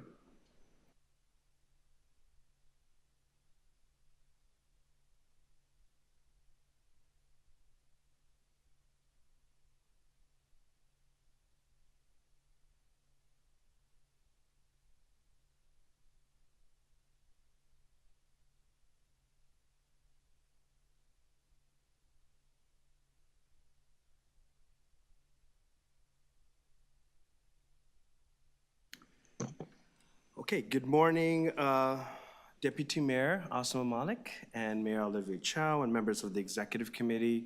My name is Waleed Kogali Ali, and I'm speaking today on behalf of the BOLD Community Coalition, a network of grassroots organizations, neighborhood associations, and community organizations committed to ensuring transit investments generate real, lasting benefit for Toronto's most underserved communities. We're here regarding item 23.2, and I want to begin by being very clear.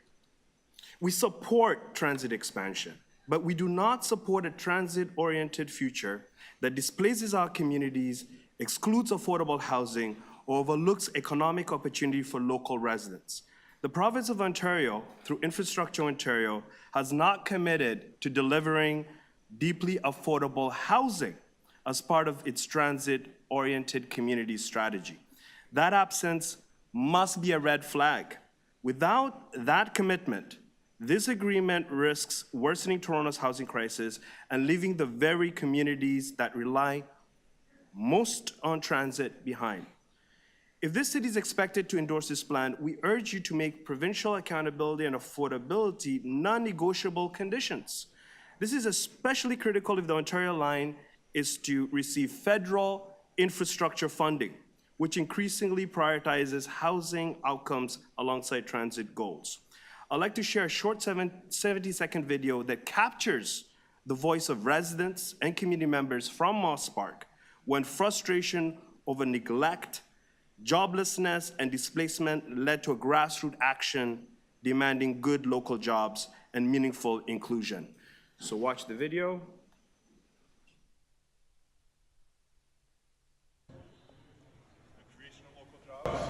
We haven't found a single member of the Moss Park community that's been hired. David, are you? Yeah. How can I help? Yeah, so like I said, we've been meeting with you and your team for the last 3 years, almost every month. We've been asking about local jobs, and you've committed to hiring local people. David. You've committed to having a job today, and you haven't met us this year. This is my first chance to be in front of you. You have met. And I can't even get a question out. I can't get a question out without you interrupting. And they're having a great time. How many local people have you hired? How many local people have you hired? What do we want? Local jobs now! What do we want? Local jobs now! What do we want? Local jobs now! Local jobs now! In front of the community. Yeah. Oh, he doesn't hire. It's not his job. What do we want? Local jobs now! Local jobs now! These voices represent what's at stake. They deserve to be heard, and not just during consultations, but through policies that result in concrete local benefits. The BOLD Community Coalition has been engaging with Metrolinx since the summer of 2023, pushing for stronger community accountability. And on April 9, 2025, we met with Kelly A. Hagan, the Vice President of Community Engagement, to raise our urgent concerns. Since that meeting, we've seen one step forward, the reinstatement of the community liaison committees at Ontario line sites. And we appreciate this move, but critical work remains. We need to finalize the CLC terms of reference collaboratively. We need transparent reporting on local hiring and community benefits. And we need better coordination with contractors and community-based partners. We cannot allow another billion-dollar public infrastructure project to bypass the communities most affected by it. These projects must be held to higher standard, one that reflects Toronto's commitment to equity, affordability, and shared prosperity. I'd also like to extend an invitation to all members of this committee to attend our general meeting tomorrow at the Thorncliffe Park Community Hub.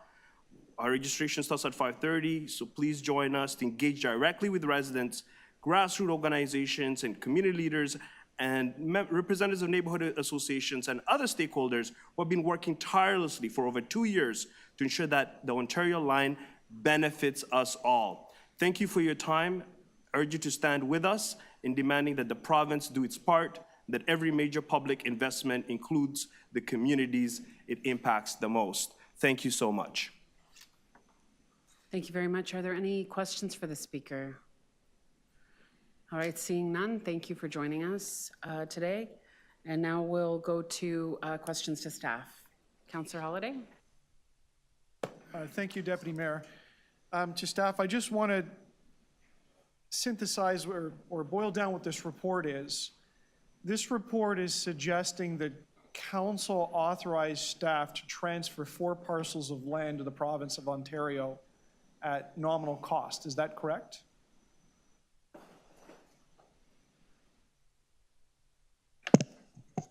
Through the Speaker, that's correct. Has anyone made any promises to the province on this land?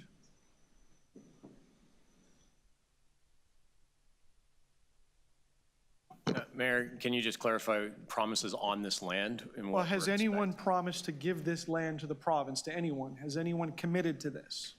So yes, the City of Toronto, through the new deal, which was approved at Council, contemplated the transfer of the lands required in this section as part of the new deal.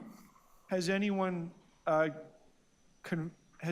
promised to give these particular parcels of land? So the confirmation on the exact parcels of land followed that. However, we were aware of where the stations were, and so these lands were known to us in terms of the actual final piece of it, but this was not a surprise in terms of what the lands would be. The finalization of it has come at this stage. Yeah, to put a finer point on that, I think, would it be fair to say that it was understood that the TOC program was related to the location of the stations? And, you know, the idea of building on top of a station after you've dug a hole into the ground to build the station box. Am I paraphrasing sort of what you meant by that the TOC program and the subway stations went together? Mayor, it's near the stations, so I think we need to be careful not to narrow it too much to building on top of stations or things, but it is certainly meant to be obviously in the transit area. Okay. Some of the lands that are before us today are parkland, is that correct? That's on map 14 of the city's official plan. Through the Mayor, that is correct. Is it relatively unique that the city is turning over parkland with the knowledge that it's being used for a TOC? And a TOC, of course, is a residential development. That's central to what's happening today, is that correct? Through the Mayor, the city has given temporary and permanent access to parkland for the transit projects. Of course. But not to date for TOCs, you are correct. That's a distinction, if I may. So transit stations, the things that make the transit work, that's understood that could occur inside a park. That's not new. But there's a distinction with a transit-oriented community building, which is a residential building in a park. That's different. In the TOC program, the province has been making changes to land use in sites across the city. And so that is not unique, but you are correct that putting this kind of development on parkland is not something that has happened elsewhere. Who identified the parcels of land in the report today? There's 4 of them. the parcels were identified by the provincial government, by Infrastructure Ontario. Infrastructure Ontario, okay. And so do we understand or do we know what the mechanism will be to make the approvals for whatever gets built? Do we know what's going to be built on them? How about that? Do we know what the TOCs look like at these 4 locations? Through the speaker, we have some preliminary ideas about what could happen at Martin Grove. Okay. At the other locations, we have not seen any kind of early concepts, but we anticipate mid-rise towers of some sort. Okay, but they haven't said anything to staff, even at the staff level. You don't have to tell me all the secrets, but. I mean, we have a process with Infrastructure Ontario where we have early discussions with them as they are thinking about what might happen on a particular site. We have engaged in those kinds of discussions at Martin Grove, but not at the other 2 sites yet. When do me and the public get to know what the plans are? As part of the process that IO follows, they, at a certain point, they will submit a formal TOC proposal to the city, and at the same time, they will engage the community on those proposals. So it's similar to a private development in terms of the ways that they may engage with the local community. And the mechanism of approval is? Through all of the TOCs to date, they have been implemented by ministers' zoning orders. Thank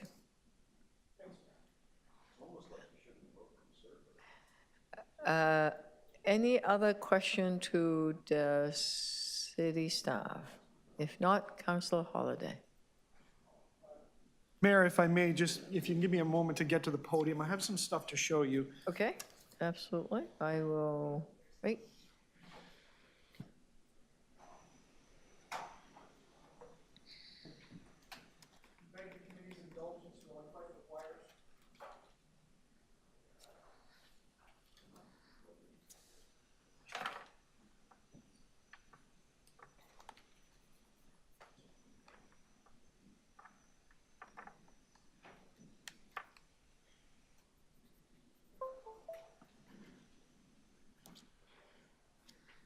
And I wondered if the clerk's staff would be good enough to put that up. Great.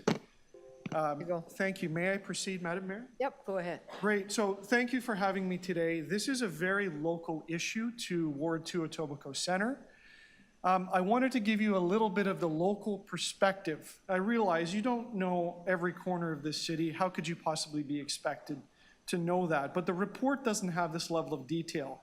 So what are we talking about? We're talking about the Eglinton Crosstown West Extension. And I put 4 arrows on the map. That's Metrolinx's map. I took it from their website. It's some particular stations that we're talking about today. But in order to see that, I took an aerial view. On the left is Martin Grove. Just off the picture on the left is 427 Highway. And the 2 middle arrows are in the vicinity of Eglinton and Islington. And then the right-hand arrow is the vicinity of Royal York and Eglinton. You have 3 maps in the report, the left arrow, the 2 arrows in the center, and the right arrow. I'm going to take a quick closer look at them. By the way, this is our land use map, number 14 out of the official plan. I've shown with arrows as well. You see the 2 on the left are in parkland in the official plan, and the other 2, of course, are neighborhoods. So we take a closer look. The one on the left is the Richview Reservoir, and that's covered in sports fields. Gets filled up on the weekends. I put a red box there for simplicity, but that's the site of the Martin Grove LRT station underground. There's a little parking lot. It doesn't look very fancy on the left, but it's needed when that fills up with kids playing soccer. So that's park number 1.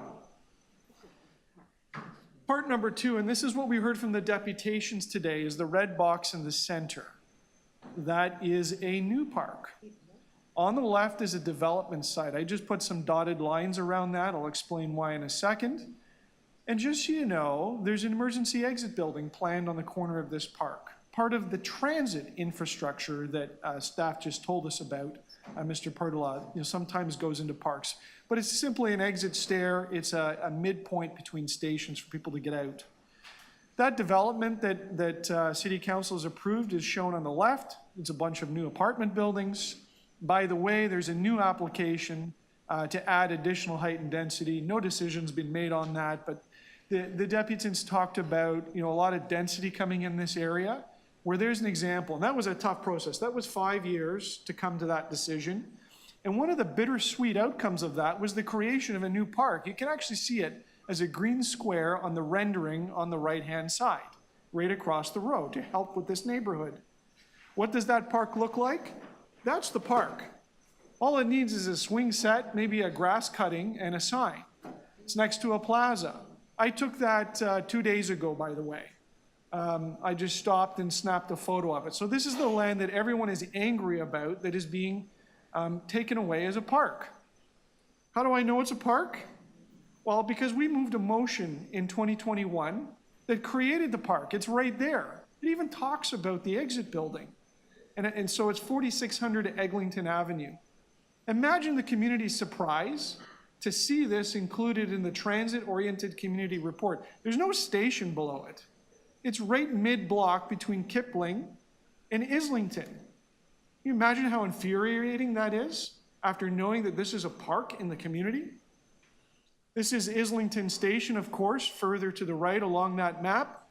That's where they're going to be digging up and putting the box for the station. And of course, another TOC contemplated for that. We have no idea what it looks like. And finally, the last one is Royal York. I put a picture of the Mary Reid House because it's nestled in there. That's a historic property owned by the city. Some people have said, my gosh, look at all the trees there that are going to go. That's okay, they're already dead. There's a picture of them from in March. If you look real close in the center, you can see the big pile of wood chips where they chewed up all the trees. There's the Mary Reid House behind it. And finally, people might say, well, Etobicoke's got lots of parks. This is from our 2019 Parkland strategy. I don't know if my cursor doesn't show on the map, but if you find the spot dead center in Etobicoke where there's dark orange and red, in other words, it's missing, it's going to need parkland, that's dead center right on this particular spot where the park is being taken away. Madam Mayor, I can only urge the committee not to move forward with this decision today for 2 reasons. The first is the community demands that they be consulted about this. In particular, demands because this is a park that's being taken away. Secondly, if we have no idea what the developments are, the only cards and the only leverage we have with the province of Ontario to ensure that something proper is built is to withhold turning the land over until we understand what it is. This is a serious issue, and I thank you for the opportunity to present the community's perspective on it. Thank you. Question to the deputants, anyone? Okay, thank you. I'm sorry? Oh, okay, fine. I mean, Councillor Holiday.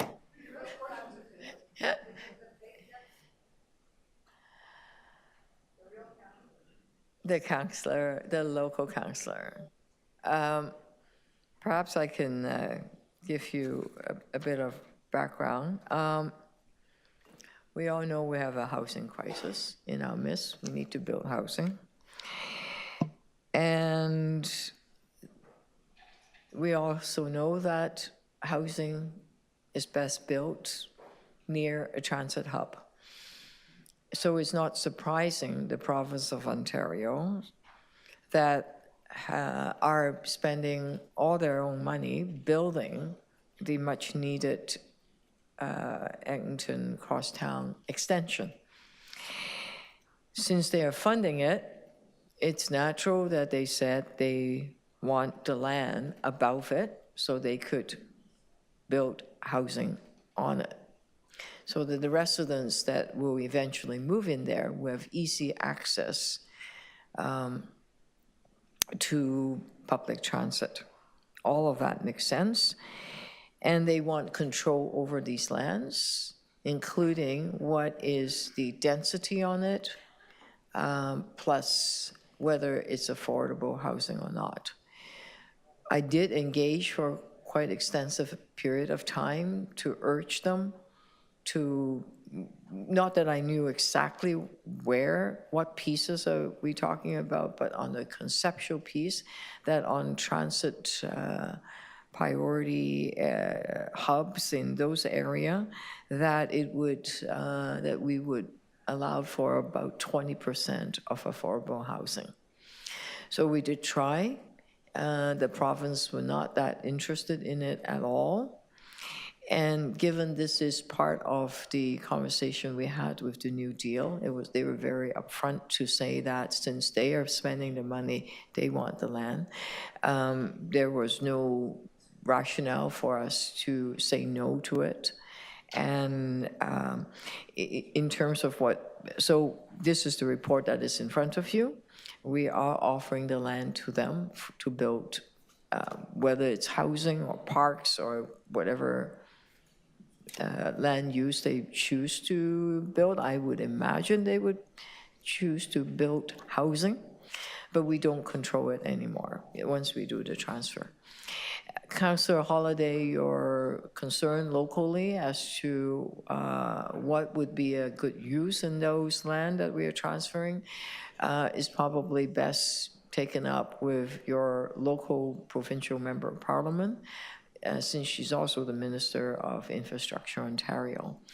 It's pieces of land that they identified, not as you heard the answer from the staff, and it's not ones that we picked to say, here, take these ones. They identified those lands and said they are the ones, these are the ones that they want to have ownership of. As you know, Councillor, they ultimately do have control of both. They could expropriate, they could also, like in Ontario Place, override our planning approval process and determine what kind of density they want and what kind of built forms they want on those lands.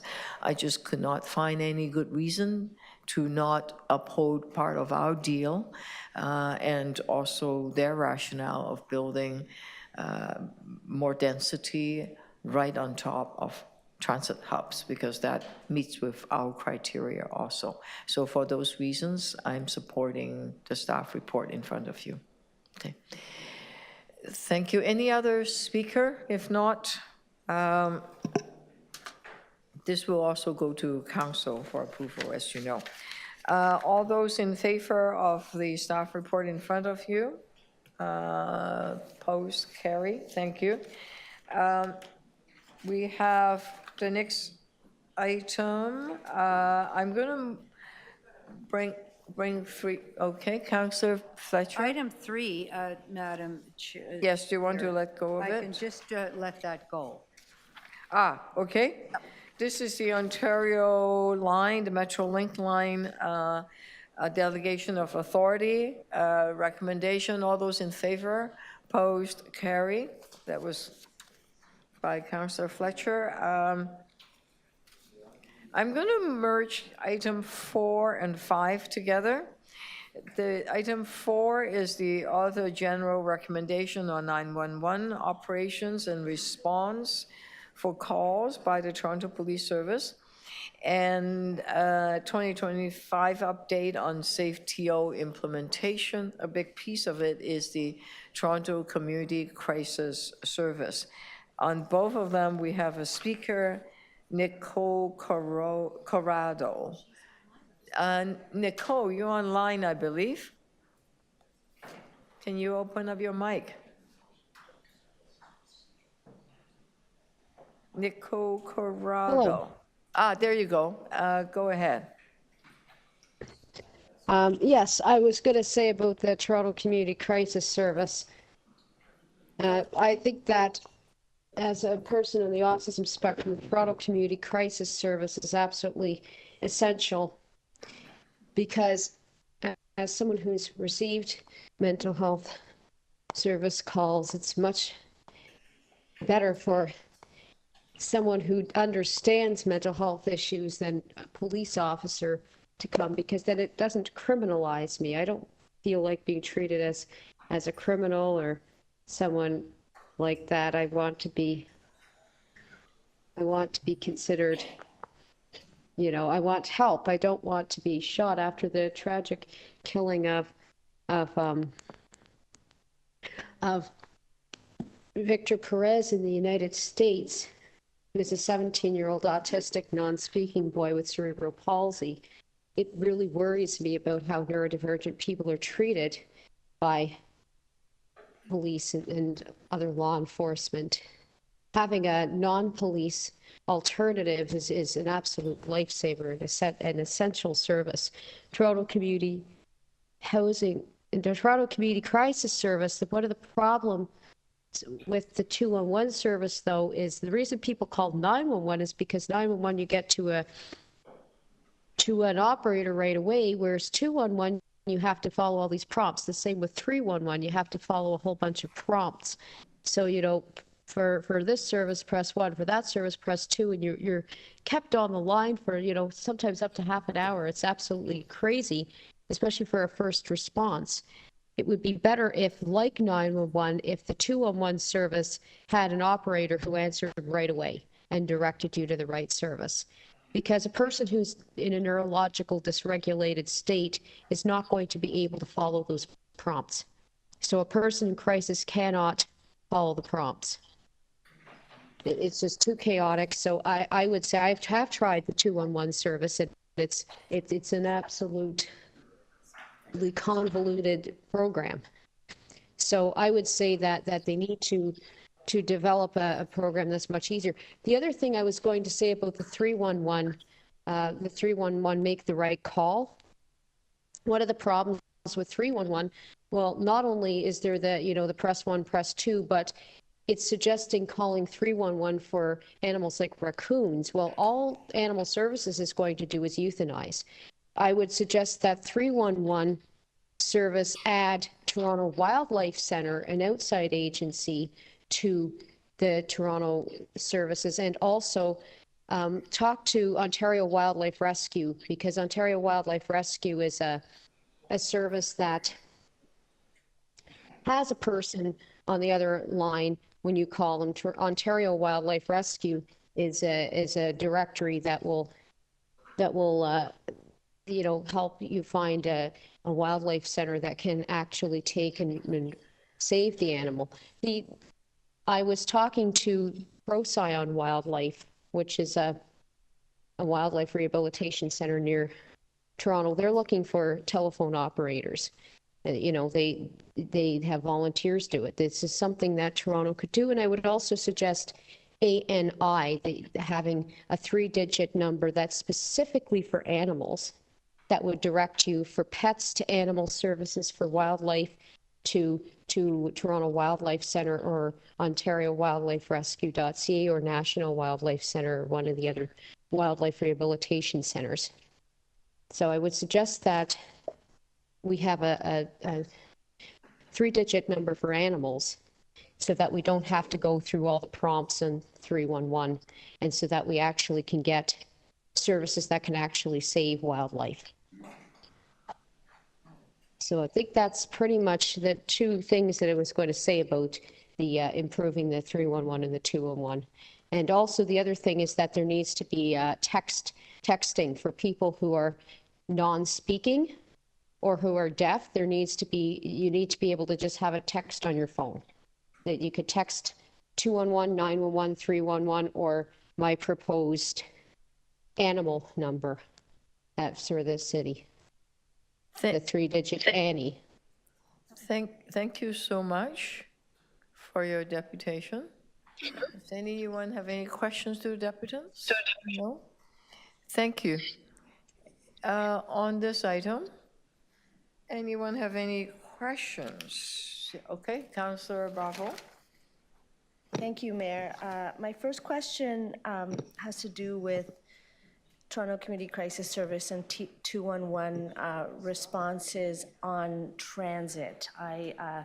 As a commissioner and also a daily transit rider, I know that there is perhaps a need to look at some gaps in terms of how people in crisis are being attended to on transit. Is there any, we moved a motion, I moved a motion at TTC to have the CEO work with the Deputy City Manager of Community and Social Services, and I'm wondering if that's something that could be explored. further. Well, absolutely. I hope you do have that, because I'm a daily transit user and sometimes I have meltdowns on the bus or subway. So I really hope that you That's a do deputy. have a community crisis service on the subways and the buses. That would make. Right, so that was maybe you could start my time, and then that was a question of staff actually, but I do appreciate the deputant's point of view. Last question to staff. Yeah, thank you. Through the chair, certainly part of the Toronto Community Crisis Service. A little bit louder, sorry, closer to the mic. Through the chair, certainly working towards having the crisis service available on transit is going to be a key priority for the service. Roughly less than 1% of our calls have been from transit stations, but we know there are significant challenges in transit stations. So we will work with Toronto Transit Commission to support their existing services that involve Streets to Home and MDOT to help build a greater ecosystem of support, and we look forward to doing that work. Great, and clarity for transit riders and for transit workers will be very helpful there. My second question is about the communications around making the right call campaign.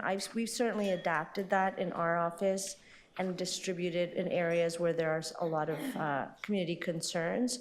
There's quite a lot of, I think, a need to communicate who to call when, and I'd like to get a sense of what the communications refresh is going to be with respect to this.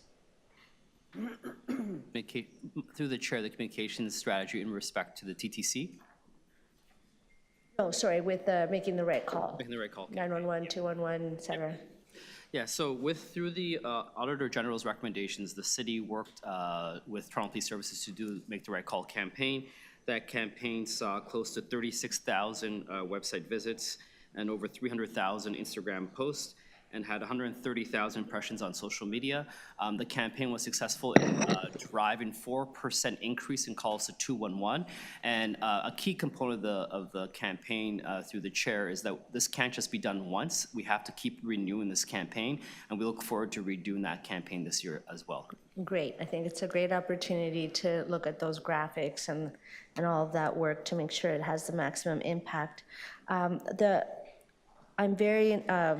It's a great report that shows a lot of innovative work being done in the City of Toronto with respect to prevention, diversion, particularly with respect to youth, right, which is a crisis that is on many of our minds right now.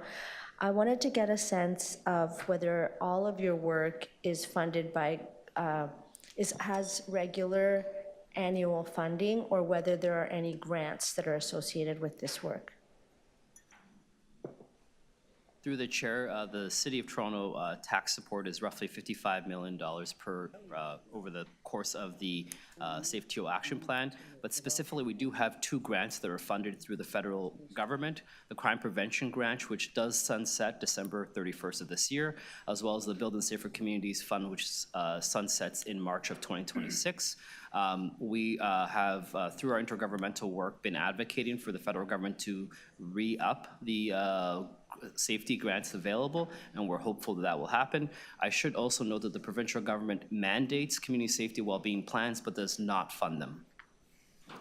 That's a really important thing, I think, for all of us to understand, given that this is an entire service that's being built out here.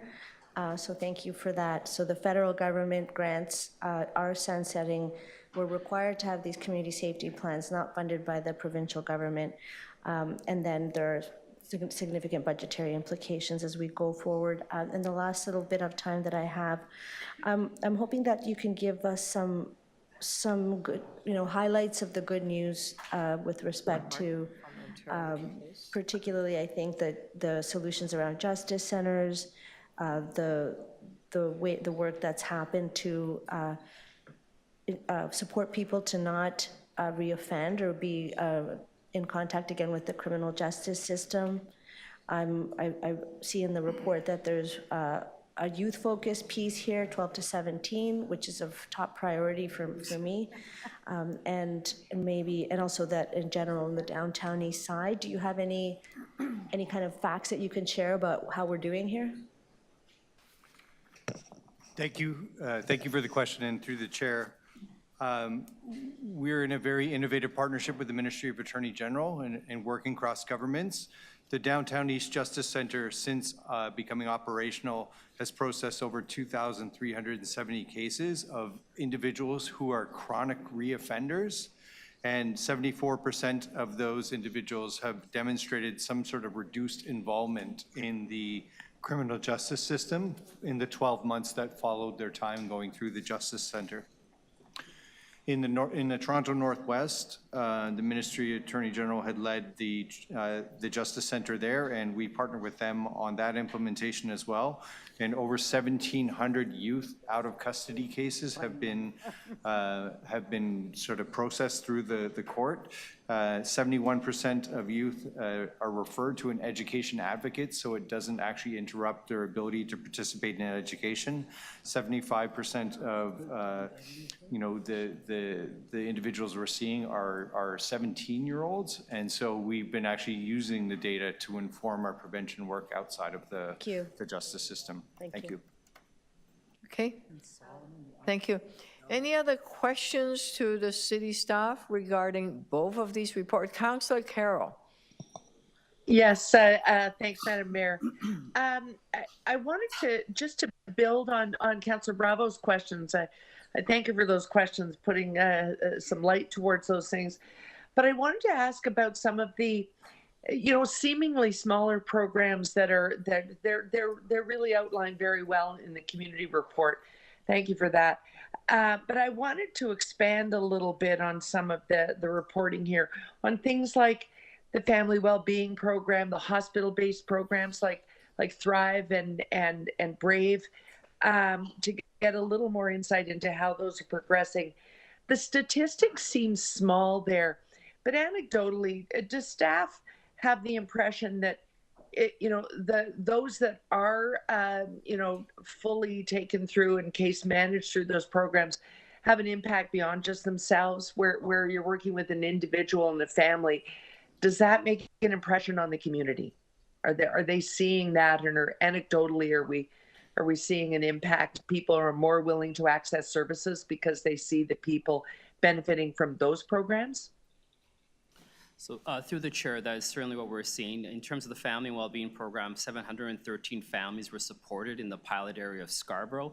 What we have seen is tremendous outcomes in terms of families who did not have the ability to support their youth who might be involved in conflict at high school and or in conflict with the law, be able to navigate and find supports at school, be able to find supports in terms of interior works and other things that they might personally need. And this has provided greater support for parents that are oftentimes forgotten, and caregivers that are oftentimes forgotten at the center of how to provide supports for youth. In terms of the Thrive program and the Brave program, these are our hospital partnerships where individuals who have experienced a traumatic injury or traumatic attack or provided case supports. These case and wraparound supports are quite intensive. They're provided for youth between the ages of 14 to 29. And the program has supported over 100 youth. It's taken time to build the trust of the individual, to build the trust of the family and the caregivers. But once that trust is given, we've seen tremendous impact in terms of the individuals being able to engage in pro-social activities. Yes, and I noticed that the numbers reported in the report for those two hospital-based programs, they're relatively small. And I note that it shows the number of cases where the program made the approach, and then the number who take up on it is about half that. Is there any strategy being explored to try and get a better take up there? I'm particularly interested in those ones because we have, our partnerships with the police, focus tables, etc., those types of programs. But for people who experience violence but don't trust a program that is our partnership with police, they have to go to the hospital, though, if they have a hospital type of victimization. And so that's a really high potential entry point. Is there an ongoing strategy to try and improve the number who take up the offer? Through the chair, thank you for the question.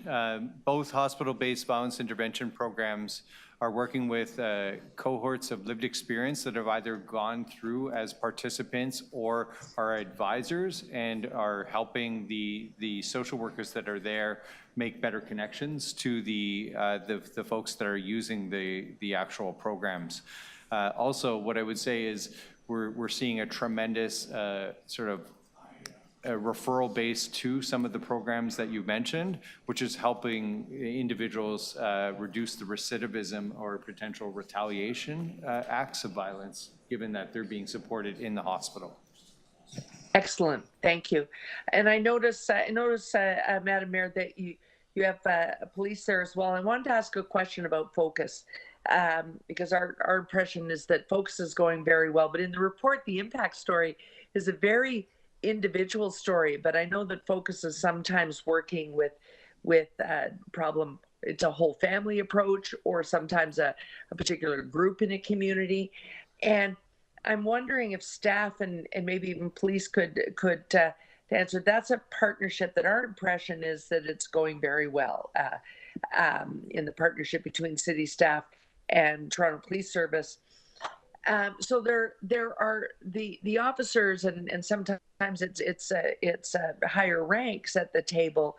But is the work at Focus actually emanating out? Are officers on the ground seeing its impact and referring to it and feeding who should be a part of a Focus table?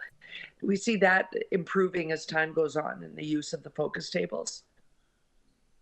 Okay, one last answer.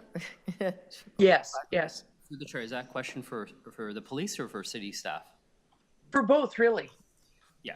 And I'm sorry, I'm not trying to take up too much time, but No, yes. go ahead. I just finished. That's your last question.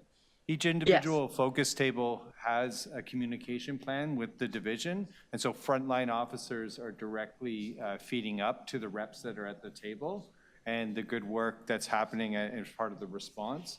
The reps are reporting back to the person who made the referral in the first place, and so there's constant loop back. And Inspector Roger Caracho here from the Toronto Police Service works with the Community Partnership Engagement Unit to make sure that officers are aware of the partnership and the access to resources here. Okay, Councillor. Thank you. Any other questions? If not, I just want to be, oh, sorry, Councillor Fletcher, go ahead. I did have a question, and it's kind of specific and perhaps to our staff and to the police. It's just got to do with not so much the interventions, but gang interventions and tracking of new gangs. So there historically have been a lot of gangs in Toronto, sometimes historically at Regent, at Alex, at Lawrence Heights, at different places. So is there somebody that tracks that and you know exactly where these folks are operating out of, number one? Number two, who's tracking what the new formations might be, because some of the older ones might not be as active anymore as new folks are moving in? And then three, what is your strategy there for these folks that are sometimes very embedded in community? So I'm just interested in how knowledgeable everybody is about what's going on the ground. Thank you. Thank you for the question. And through the chair, as part of SafeTO, we implemented the Violence Prevention Toronto office, which is an integrated office where we have staff from multiple organizations working as part of an integrated team. Inspector Roger Caracho behind me is with the Toronto Police Service. And as part of his role, he engages not only the local divisions, but specialized units like guns and gangs and other entities within Toronto Police Service. We collectively look at places and populations to assess gun and gang activity in the city. And once we identify it, we use a public health approach to assess how to respond based on where it is, who's happening, and the proximity of those folks in violence. And we're in the process of developing place-based responses to those situations. Police then, about various embedded gangs in different neighborhoods? Are there new ones cropping up? Are the old ones fading away? What's the status, please? Do you want to? Oh, you don't have a microphone, Mayor. He's got to come to a microphone.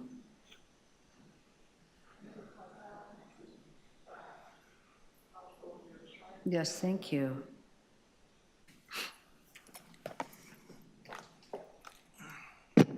To the chair, thank you very much for your question. Councillor Fletcher, it's good to see you again back from our days in 54 Division. Your question is a very good question. Yes, gangs do travel from generation to generation is what we look at, but we are very proactive with our specialty units, our intelligence units. We work proactively with the neighborhoods to identify, and we look at programming collaboratively to work with the programming for the intervention, prevention, and the response and recovery as we move forward. So we are active in addressing these issues as they arise, in speaking with the community. We are not alone. We do it all together. It's a very much a collaborative effort, specifically with SafeTO, but all of our divisions, all of our NCOs, and all of our specialty units as well. And so are you finding that there's any changes in gang activity now that used to be embedded just specifically in a community, or that there's connections from one community to another in a larger formation? Is there nature of these gangs changing at all in the city? I think it's very organic, Councillor, to the chair. I think it's very organic.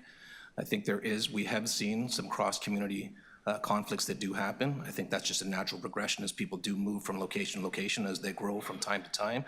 And that's something we are well prepared for and something that we speak to the community about to make sure that we are addressing those things as they arise. Thank you.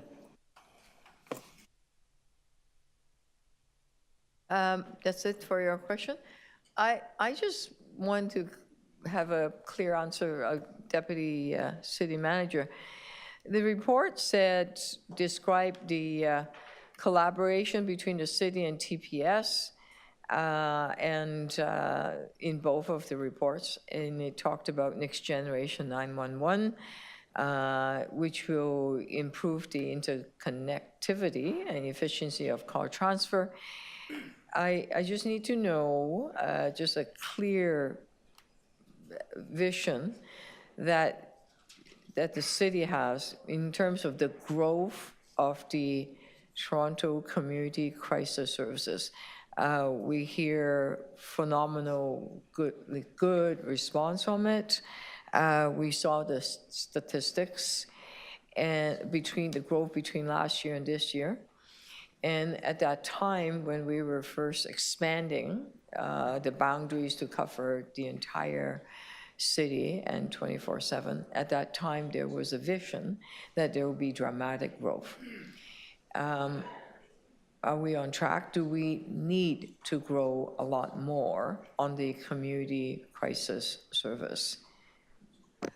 So absolutely, Mayor, there is a lot of opportunity within the Toronto Community Crisis Service for growth. We had done, or social development had done work with a third-party consultant to help us estimate our ability to grow through the service. I would say that through that work, we see an opportunity for 43,000 calls. How many? 43,000 calls a year. And so right now, we are not near that place. You're at what number? We're at 25,000 calls, so there is room for significant growth. I would also clarify that through this work, PricewaterhouseCoopers had estimated that we would be able to get 16,000 calls through the 911 pathway. So currently we are at 3,000 calls through that pathway, so that there is room for growth there as well. And then finally, just to say that the TPS diversion rate has decreased slightly from 2024 to 2023. We were at 72% in 2023, and now we're at 63%. So it's very important that we keep working with Toronto Police Service to improve those numbers. Oh, this is excellent answer. So that I'm clear, right now you get every year 3,000 transfer call from 911 to Toronto Community Crisis. Your target is 16,000 calls, right? Yes, so that is correct. So it's going to have to increase fivefold from 3,000 to 16,000 so that it would meet your target of every year of 43,000. You're at 25,000 right now. That is the I'm target, clear on that one? yes. So there's quite a lot of work that we can do together between the crisis team, crisis services team, and the police, the 911 call, so that there would be a 5-fold increase. Do you have any projection as to how one would get there, or as to what's your target date that you could actually reach 16,000 transfer call? Is it 2 years, 1 year, 5 years, 10 years, 15 years? Do you have a work plan that you can come back to the city council to say, of course, together with the police service board and the chief, to say that, and I see that the chair of the police service board, Councillor Carroll, is listening intently, that would you be able to come back with a fairly concrete plan together with the police to say that in order to reach the 16,000, this is what we must do, how we're going to do it, how long would it take? Would you be able to come back with a work plan so that we know how we could get there? Yes, we can certainly do that. Okay. I will add that because I have a motion in front of, let me just make sure, hang on a second. I'm done with questioning the staff. Any speaker on the item? Yes, please. Oh, okay, great. Whoa, okay, let me just, hold on. There's a lot of hands here. Molly, Carol, Bravo, anybody else? Myself. Thank you. Councillor Morley, Deputy Mayor Morley. Go ahead. Thank you, Madam Mayor. I just wanted to take a quick moment to acknowledge the incredible work of the staff teams involved here, and of course, all of the partners who've been really engaged at the tables. It is heartening for me as a community member who's come to council and has now taken up governance work to see the level of investment that you as a mayor, Madam Mayor, and our esteemed colleagues have really been pouring into the work of safety and well-being of our city. We know we have had a number of challenges in this area, and it's been a real source of pride and privilege for me to work alongside our Toronto Police Service Board Chair, Councillor Carroll, and our colleagues at that table as well, to really ensure that our work is happening truly collaboratively and that we're driving the outcomes that we have, long identified, but been wanting to really see momentum on the ground. We're really proud of some of the movement we're seeing, and again, kudos to the staff team who have been consistently bringing forward work plans, but also ensuring that we're able to implement them in thoughtful and intentional ways. So I'm really excited about where we're at and really looking forward to continuing to drive this work so that Torontonians can continue to understand that we are a safe city where folks are supported to thrive and continuing to address some of the systemic challenges that have been longstanding, but certainly I think we've got a handle on and a good path forward with. So I'll leave it there, Madam Mayor, and again, my thanks to everyone involved. Thank you. Councillor Bravo, and then Councillor Carroll. Oh, Councillor Malik also. Thank you, Mayor. There's such good news that we're hearing today. Even in the gap on the healthcare side and mental health support that exists, Toronto Community Crisis Service is a transformational change in the city, and I'm really happy to have been here to be able to see it go from to grow into the entire city. But if this report around other work really signals that there's always more to do, and that there's really good news in here. Exploring how to confront gender-based violence epidemic and the missing and murdered Indigenous women and girls commitments that we've made, that's really powerful and needed. Gender-based violence, violence against women, is the one category of violence that just never shifts, and during the pandemic became so much more serious. The violence prevention work with youth, the diversion work out of the criminal justice system, the support to make sure that people aren't reoffending, the Justice Center model that's contributing to less involvement in gun violence. These are all really important data points.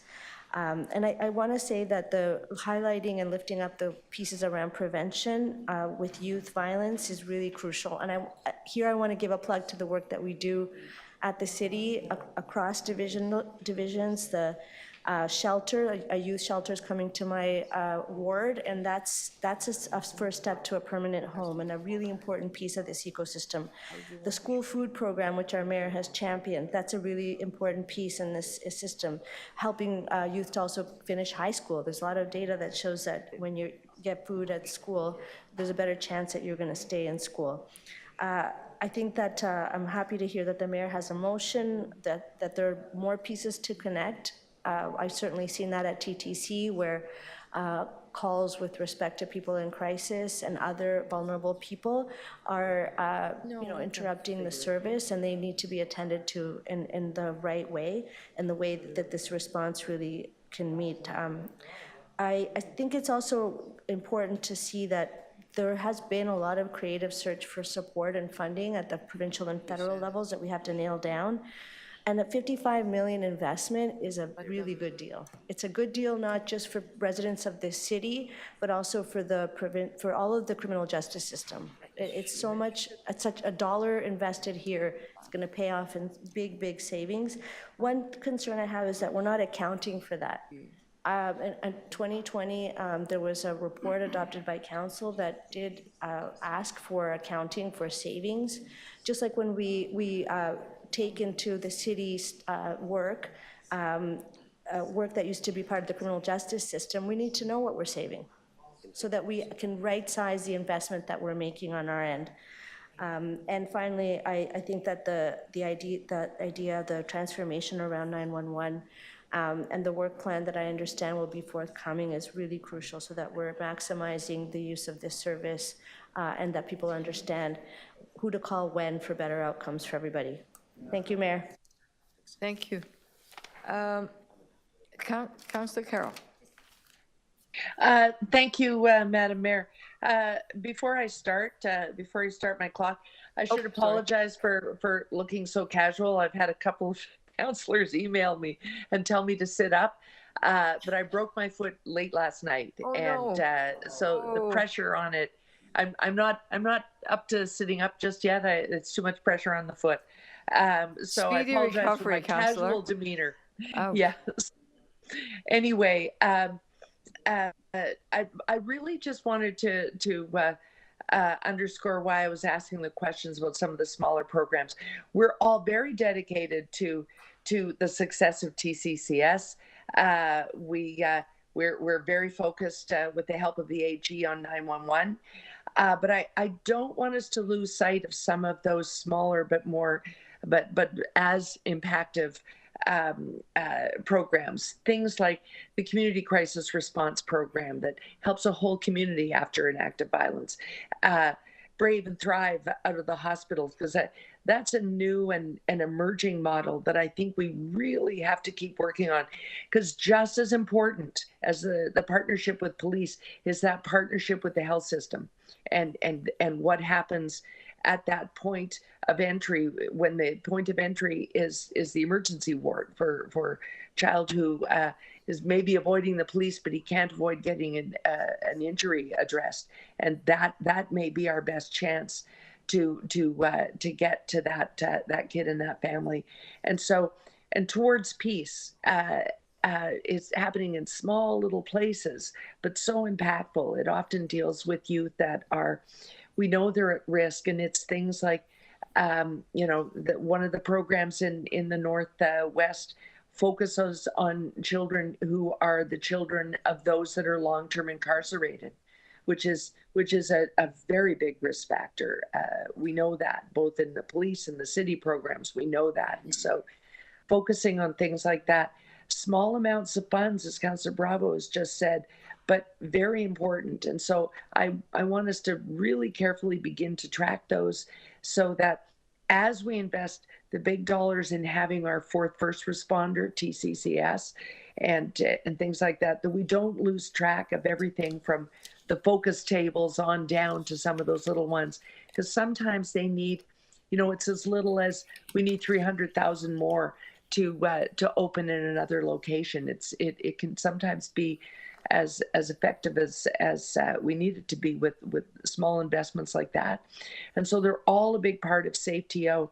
And if you're a counselor that's listening to executive but not on executive, if there's one part of this report, because it is so long, if there's one part that you're going to read before council, read the community report.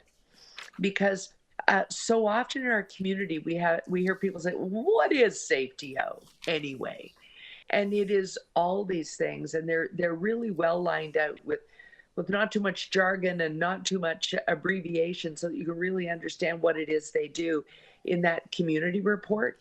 And so I hope that councillors and their staffs are very, very familiar with that community report as they go out to communicate in their neighborhoods. Because just talking about the fact that these programs exist can cause them to be used.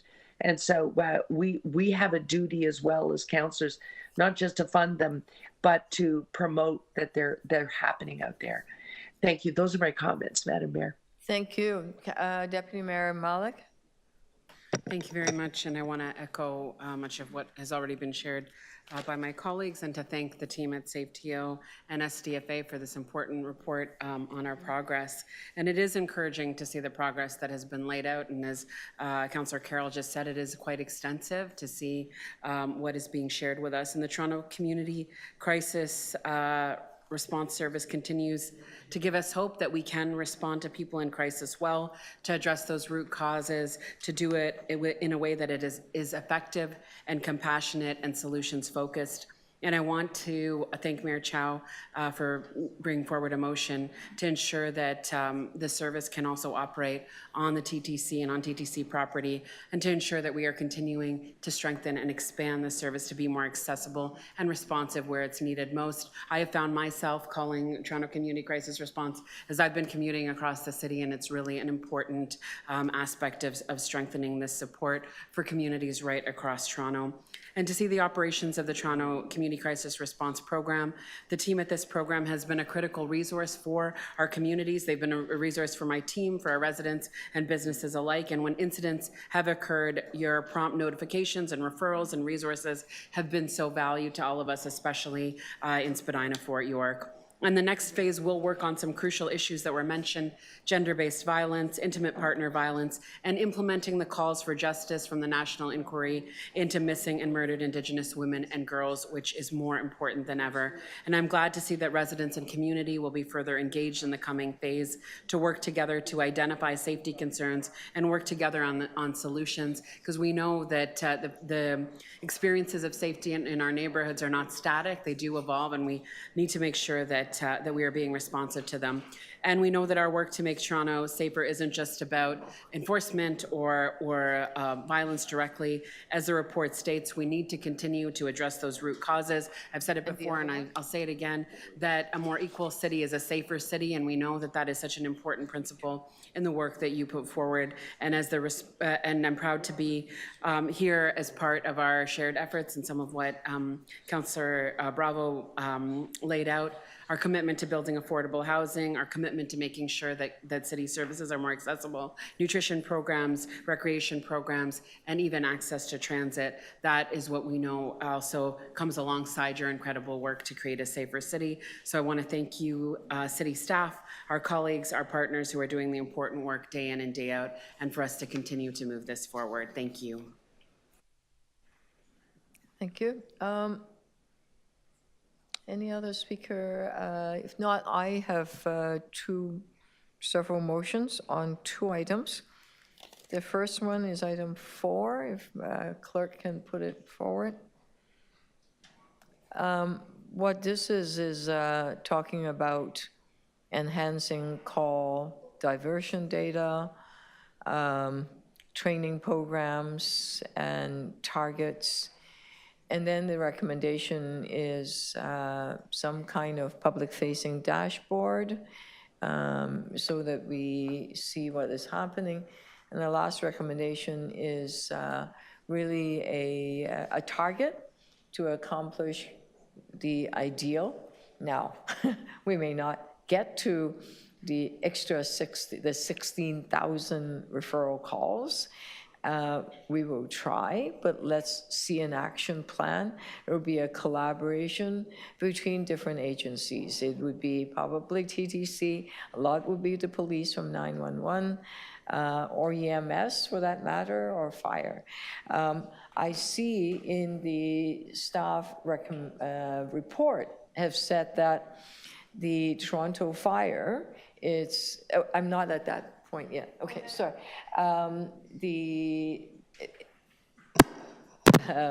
But feel free to load it.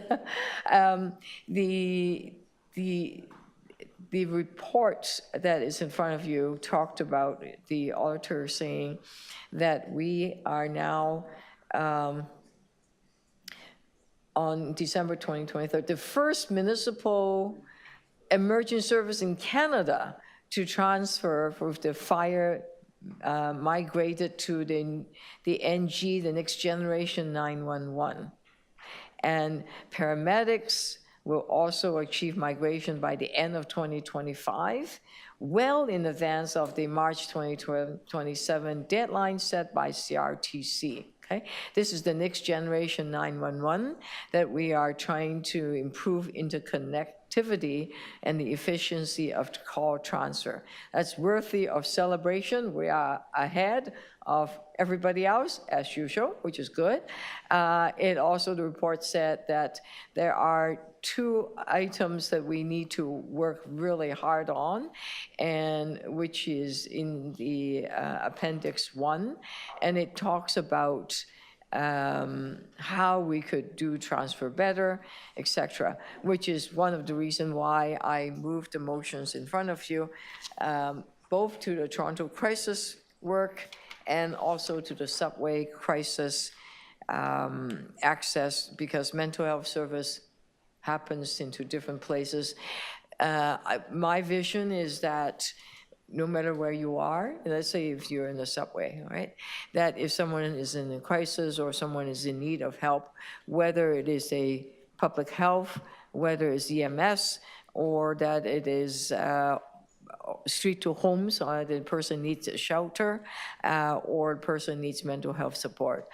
Often it may be multi-pronged, but that we coordinate all the services in a way that is client-focused. If not, often it's not clear who does what. Let's connect each other's effort so that we can deliver the best services at the right time, at the right place. So that is the origin of item 5.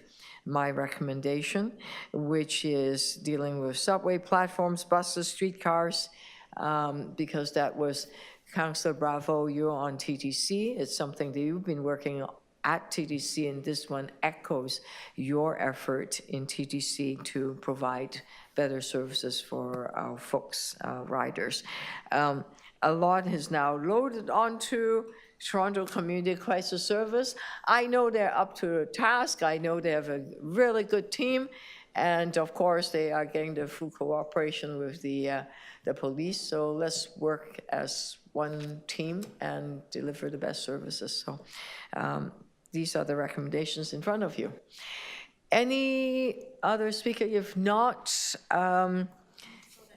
okay. Clerk said I need to have each item separately.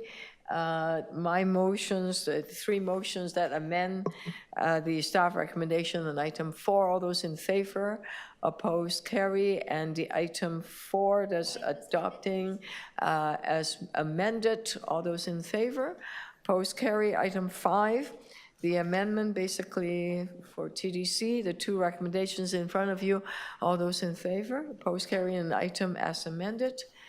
All those in favor, carried. Thank you so much. Life-saving work. I'm going to do FIFA right now. I'm sorry? We entered new business item. I'm sorry? Can we add your new business item? Just one second. Let me just deal with FIFA first, okay? I think the staff have been waiting here. Deputy Mayor Cole have been, good work to the fire and EMS team for doing the migration. Well done, thank you. Ahead of the curve, as usual. Sorry to keep you waiting. We have a lot of items. FIFA World Cup, item 16, procurement plan updates. Are there any question to staff? Gee whiz. Just one. Okay, Councillor Carroll. Well, just one, Madam Speaker. Madam Mayor, I don't have a line of sight anymore. We have the total cost of procurements, but what I don't know is how close to that is the budget that we had earlier on for these particular procurements. Are we still on track and on budget, or do we have an issue largely caused by tariffs and increased costs? Thank you. And through the mayor, I can report. So just hang on a second. There's a lot of buzz in here. I'm just going to pause. Because I'm asking without numbers, Madam Mayor, because I don't want to divulge any confidential. I just want the overview answer to that. Right. I'm just trying to get the room settled a bit because there was a lot of movement as we finished the last two items. And I'm just waiting for people to, okay, we are now have some, because we have trouble hearing answers from our staff.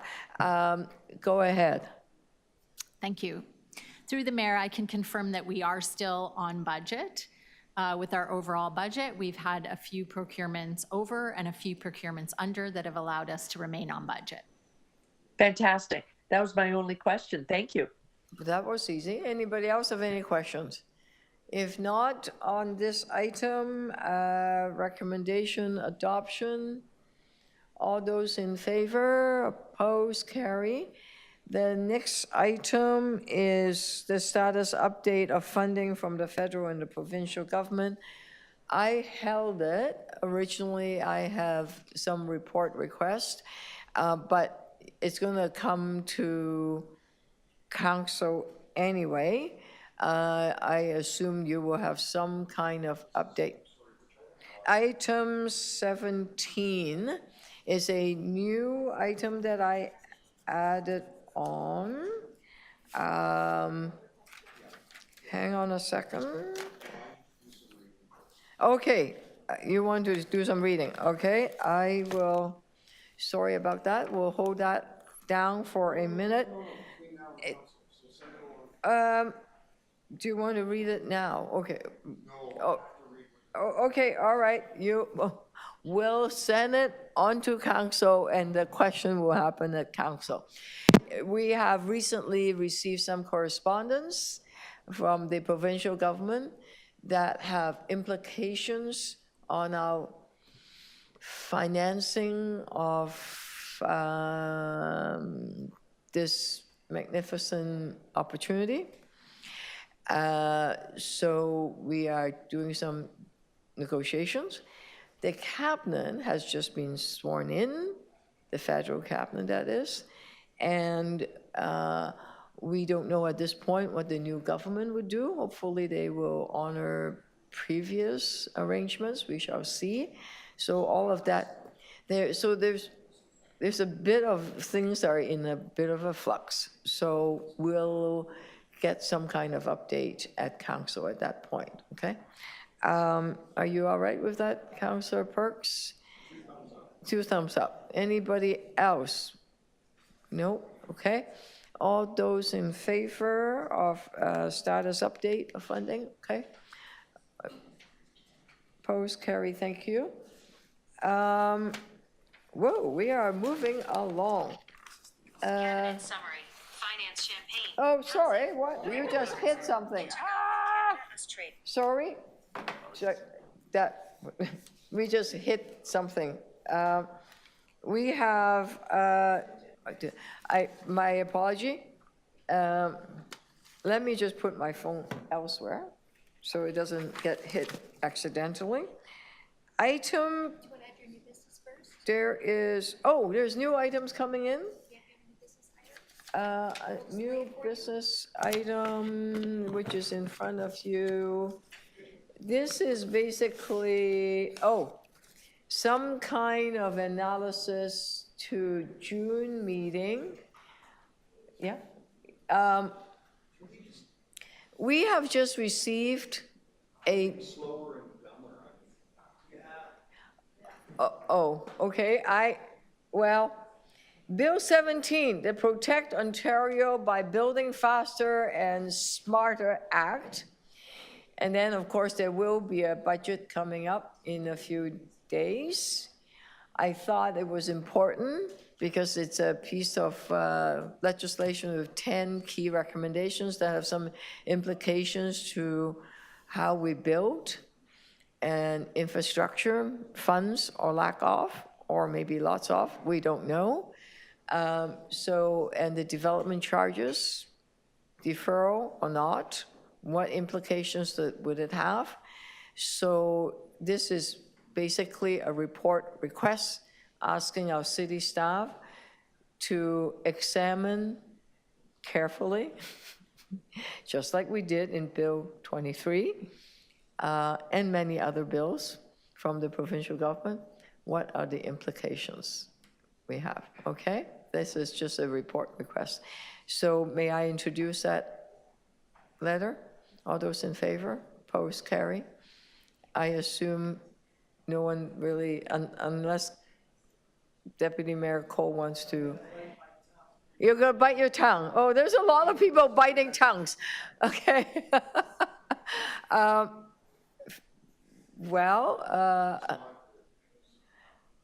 You know what? I'll hold it down if you want to think about it. No, better that, okay. We will just, lots of tongue biting. We will have a full-fledged discussion in June, okay? Unless you want to. Okay.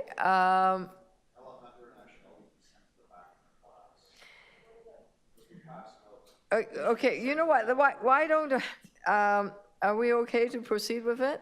Yes? All those in favor? Opposed? Carrie, thank you for tongue biting. You don't have to. Feel free to say what you want to say. But I just want to get some items done. There is 11. Is there a speaker on item?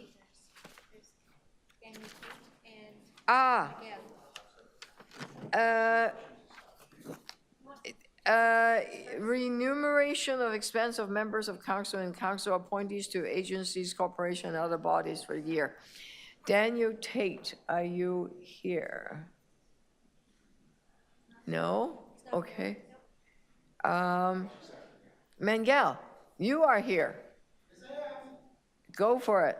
Thank you. I may extend the lunch so we can finish before lunch, but go for it. Thank you. No pressure. Just a second, please.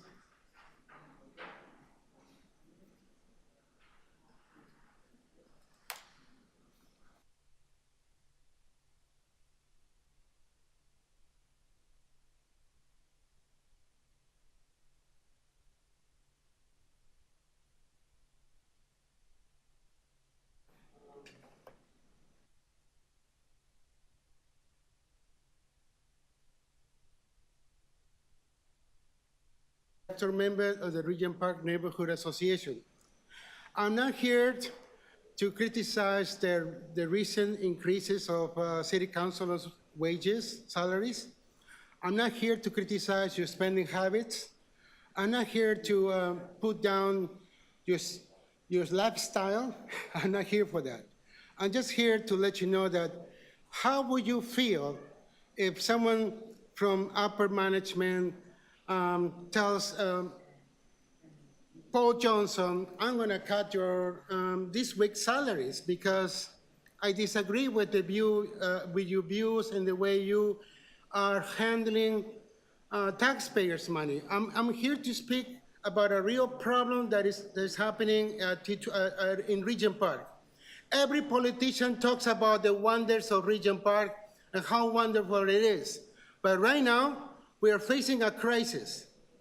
The SDFA, Denise Campbell and Associates, has put on hold the salaries, the remuneration of our shareholders. It has put on hold the SDP refresh that affect us in the year 2023. We had to raise funds to celebrate our beloved Sunday in the park.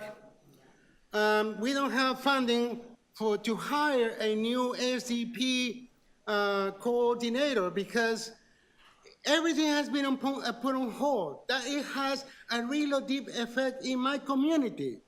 So again, imagine if your salaries and benefits, I come here and tell you, I'm not gonna pay you.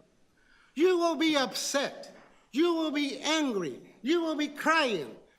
I'm here as a parent to tell you, restore the funding of the SCP funding that will allow us to continue doing the good work, such as conducting 4 tables that has allowed us to have in 2023 a year of no gun violence. The SDP is our line of defense against the gun violence that has affected several communities. We don't want to go back. We want to move forward. We need the funding, please. I'm not here to continue begging. It has to be steady. It has to be consistent funding. Instead of telling us, you cannot manage your own affairs, Miguel, I'm gonna cut your salaries and benefits. That really is not the way to move forward. We have to work for the youth. We are doing great things in our community. Look at this. We're hiring. We're hiring a project coordinator. We are hiring community animators. We are having a stakeholders meeting thanks to the donation of a member of the community. Imagine if we don't have those things going, we'll be in trouble. So again, I'm glad that you have a salary increase because I have seen you work for the last 15 years that I come to City Hall. I know how hard each of every one of you work. But please understand that we have members of our community that rely on these stipends to put some money in their pockets to take to home some more food, etc., etc. Please, Olivia, I'm willing to talk to you about this matter because I am really ashamed that so many good things that are happening are being cut by the SDFA. And again, I'm gonna put my demands for you, to everyone to see. These are our demands, which is to start holding the honorariums, to please fund the monthly maintenance of the stakeholders table, to hire an SCP coordinator, and please, we need a new officer to work with Regent Park. The relation has becomes bitter and sour.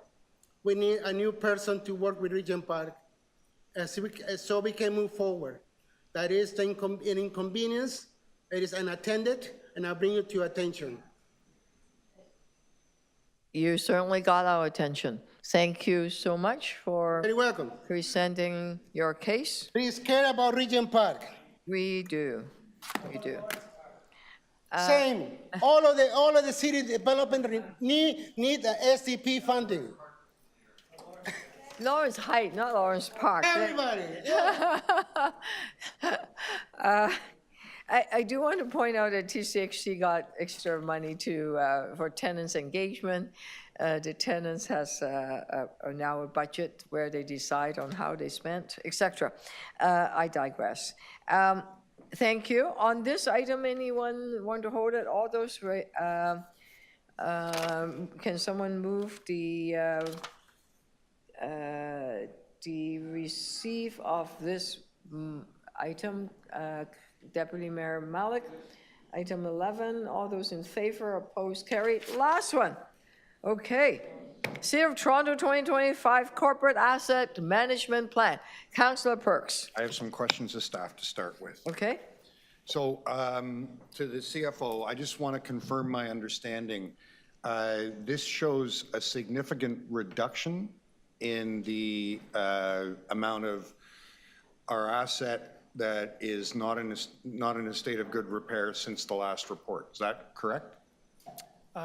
To the mayor, yes. So when we reported last year, our asset management plan last year identified roughly $26 billion in what we term as an infrastructure renewal gap. This year's asset management report that is now all-encompassing both of core and non-core assets is showing that that gap has been reduced to just under $18 billion, reflecting about an $8 billion reduction. Reduction in the assets that are not in, okay. And can you tell me a little bit about what some of the key things that allowed us to get there were? The mayor, so really, and taking it back a couple of years ago when we brought forward the long-term financial plan and identified both operating and longer-term capital needs, since that point, council has really been deliberate in terms of prioritizing investments in state of good repair. So there's been a few actions that have been taken since that time. The first is the development of a capital prioritization framework that really puts more emphasis on the need to be able to invest in infrastructure renewal. Beyond that, through the capital program itself, we've increased the share of the program that goes towards state of good repair projects. We've also coupled that with increased partnerships both with the federal and provincial government. On the provincial side, as part of the new deal, with the upload of the Gardiner and the DVP, I've noted before, we've been able to really relieve the city of the single largest SOGR liability that we've had in the form of the Gardiner. But not just doing that, but having council redirect the funds we otherwise would have invested into the Gardiner into important key infrastructure renewal projects in the city in major areas like transit, like our road network, like community housing, city facilities, and parks, being able to not just reduce that pressure, but address other needs. Thank you. And just to change tack here for a moment, looking at the different departments, the assets, for each of them, you give us sort of a number for who's doing well and who's doing poorly. And it really jumped out at me. By far, the worst one is the dock wall. Is that correct? To the mayor, yes, that's correct. Let's focus in on the dock wall. I've got Mr. Stonehouse all here looking all excited. There is an outstanding issue that is the biggest part of the dock wall, or the breakwater, sorry, that is not in a state of good repair. And a key issue there is who owns it. Could you tell me a little bit about that? Through the mayor, yes, I'll speak at a high level and then ask legal to also weigh in. So the dock wall, which is, or the breakwater, which runs from the Humber to the Ontario Place, some of it is city-owned, but some of it, we believe, is federally owned and constructed on provincial crown land. So the ownership questions are quite complex. Legal? So through the mayor, yes, so the challenge that arises with respect to the Western Beaches breakwater and the section that is located from the Humber River to, as you approach the western end of the Dragon Boat rowing course, is that the breakwall historically was constructed, we're aware, by the federal government.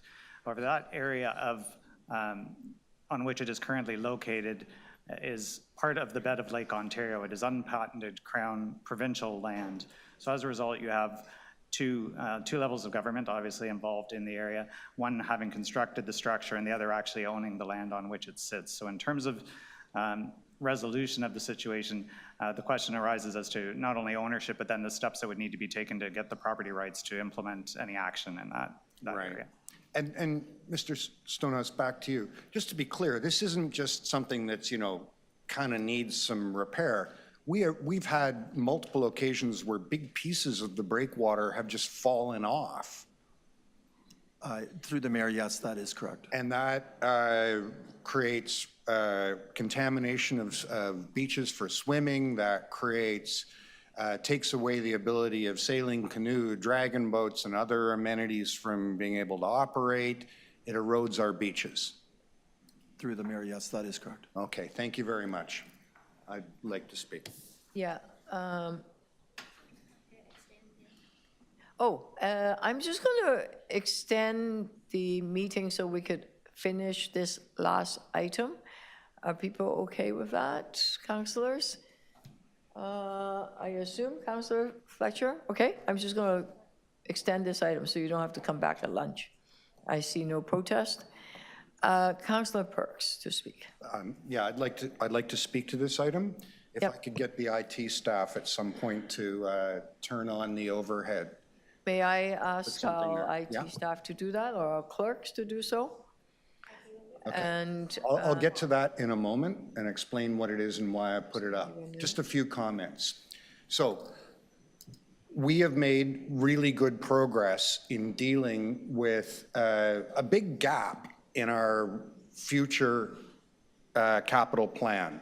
We've reduced how much stuff is not in a good state of repair by $6 billion.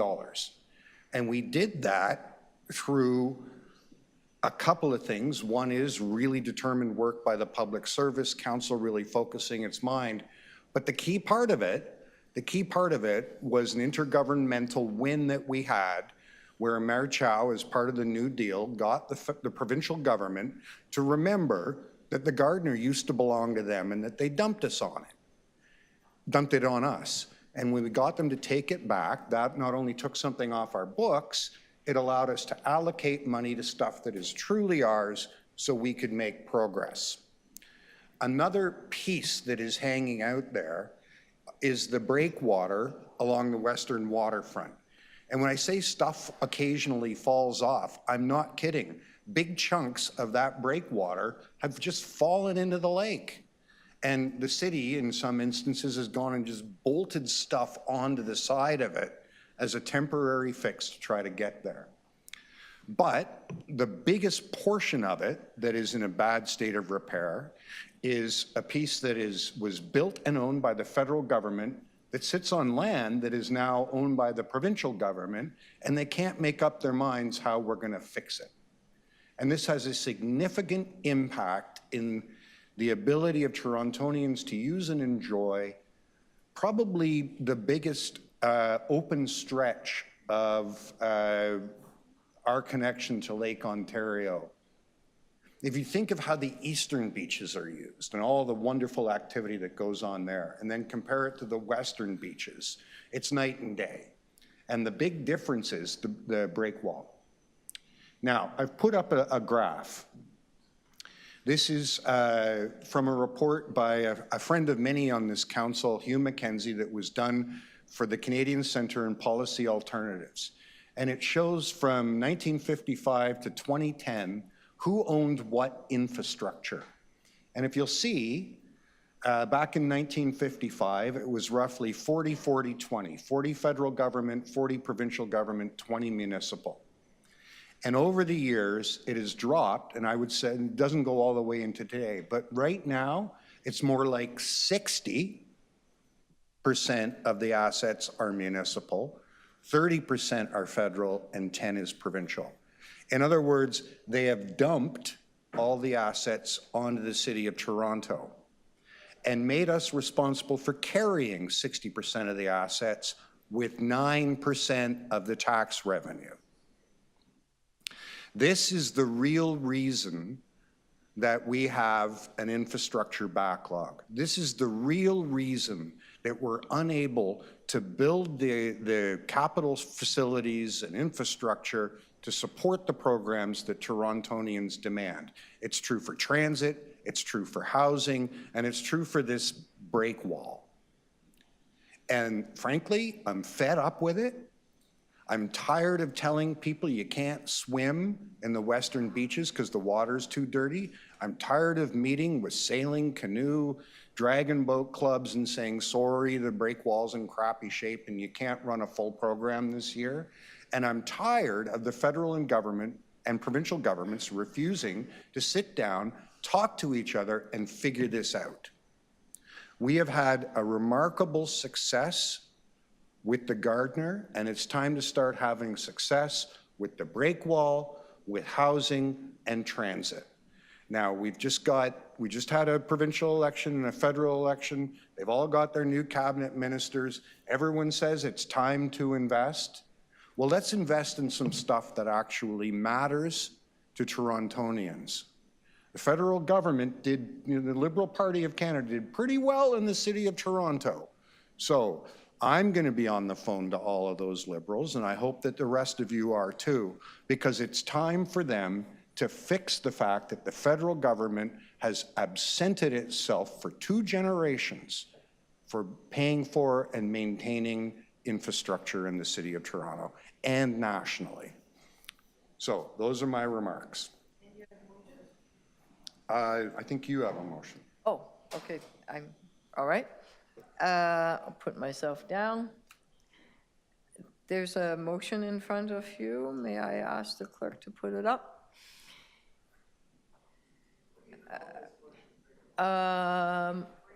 You have to turn that down.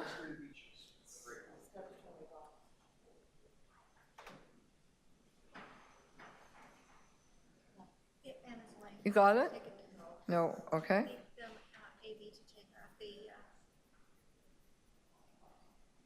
Don't go see them in there. Okay, my motion, please. Okay. This just echo what Councillor Perks were talking about. The area, I got a briefing note on it. The area, in some of the area was this brick wall that have tremendous impact on dragon boat racing, mooring of boats, youth sailboat, rolling, training, paddle boarding, canoeing, kayaking, national and international marine sporting events. Thousands and thousands of people use this area. It's easiest access for them to get by the waterfront.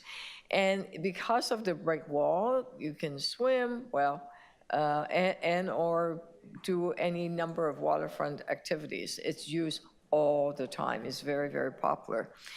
And in 2026, a large portion fell into Lake Ontario. It replaced by city investment. And then in the spring of 2011, the cap on the deflector arm of the gap near Ontario Place fell into Lake Ontario and remains in the lake. Councillor Perks is not exaggerating to say that literally pieces of concrete, chunks of it, have fallen into the water. It's unsightly, it's dangerous, it is, it damaged the water quality, and it's unbelievably bad. The motion in front of you basically is to ask all of them, our city, to come up with a plan. We know that from the Sail Club to the Humber River belongs to the federal government, okay? That much is clear. The one that is going going east from the Sail Club, this is Toronto Sail Club, to the Ontario Place, belongs to the city. That piece is in the best shape.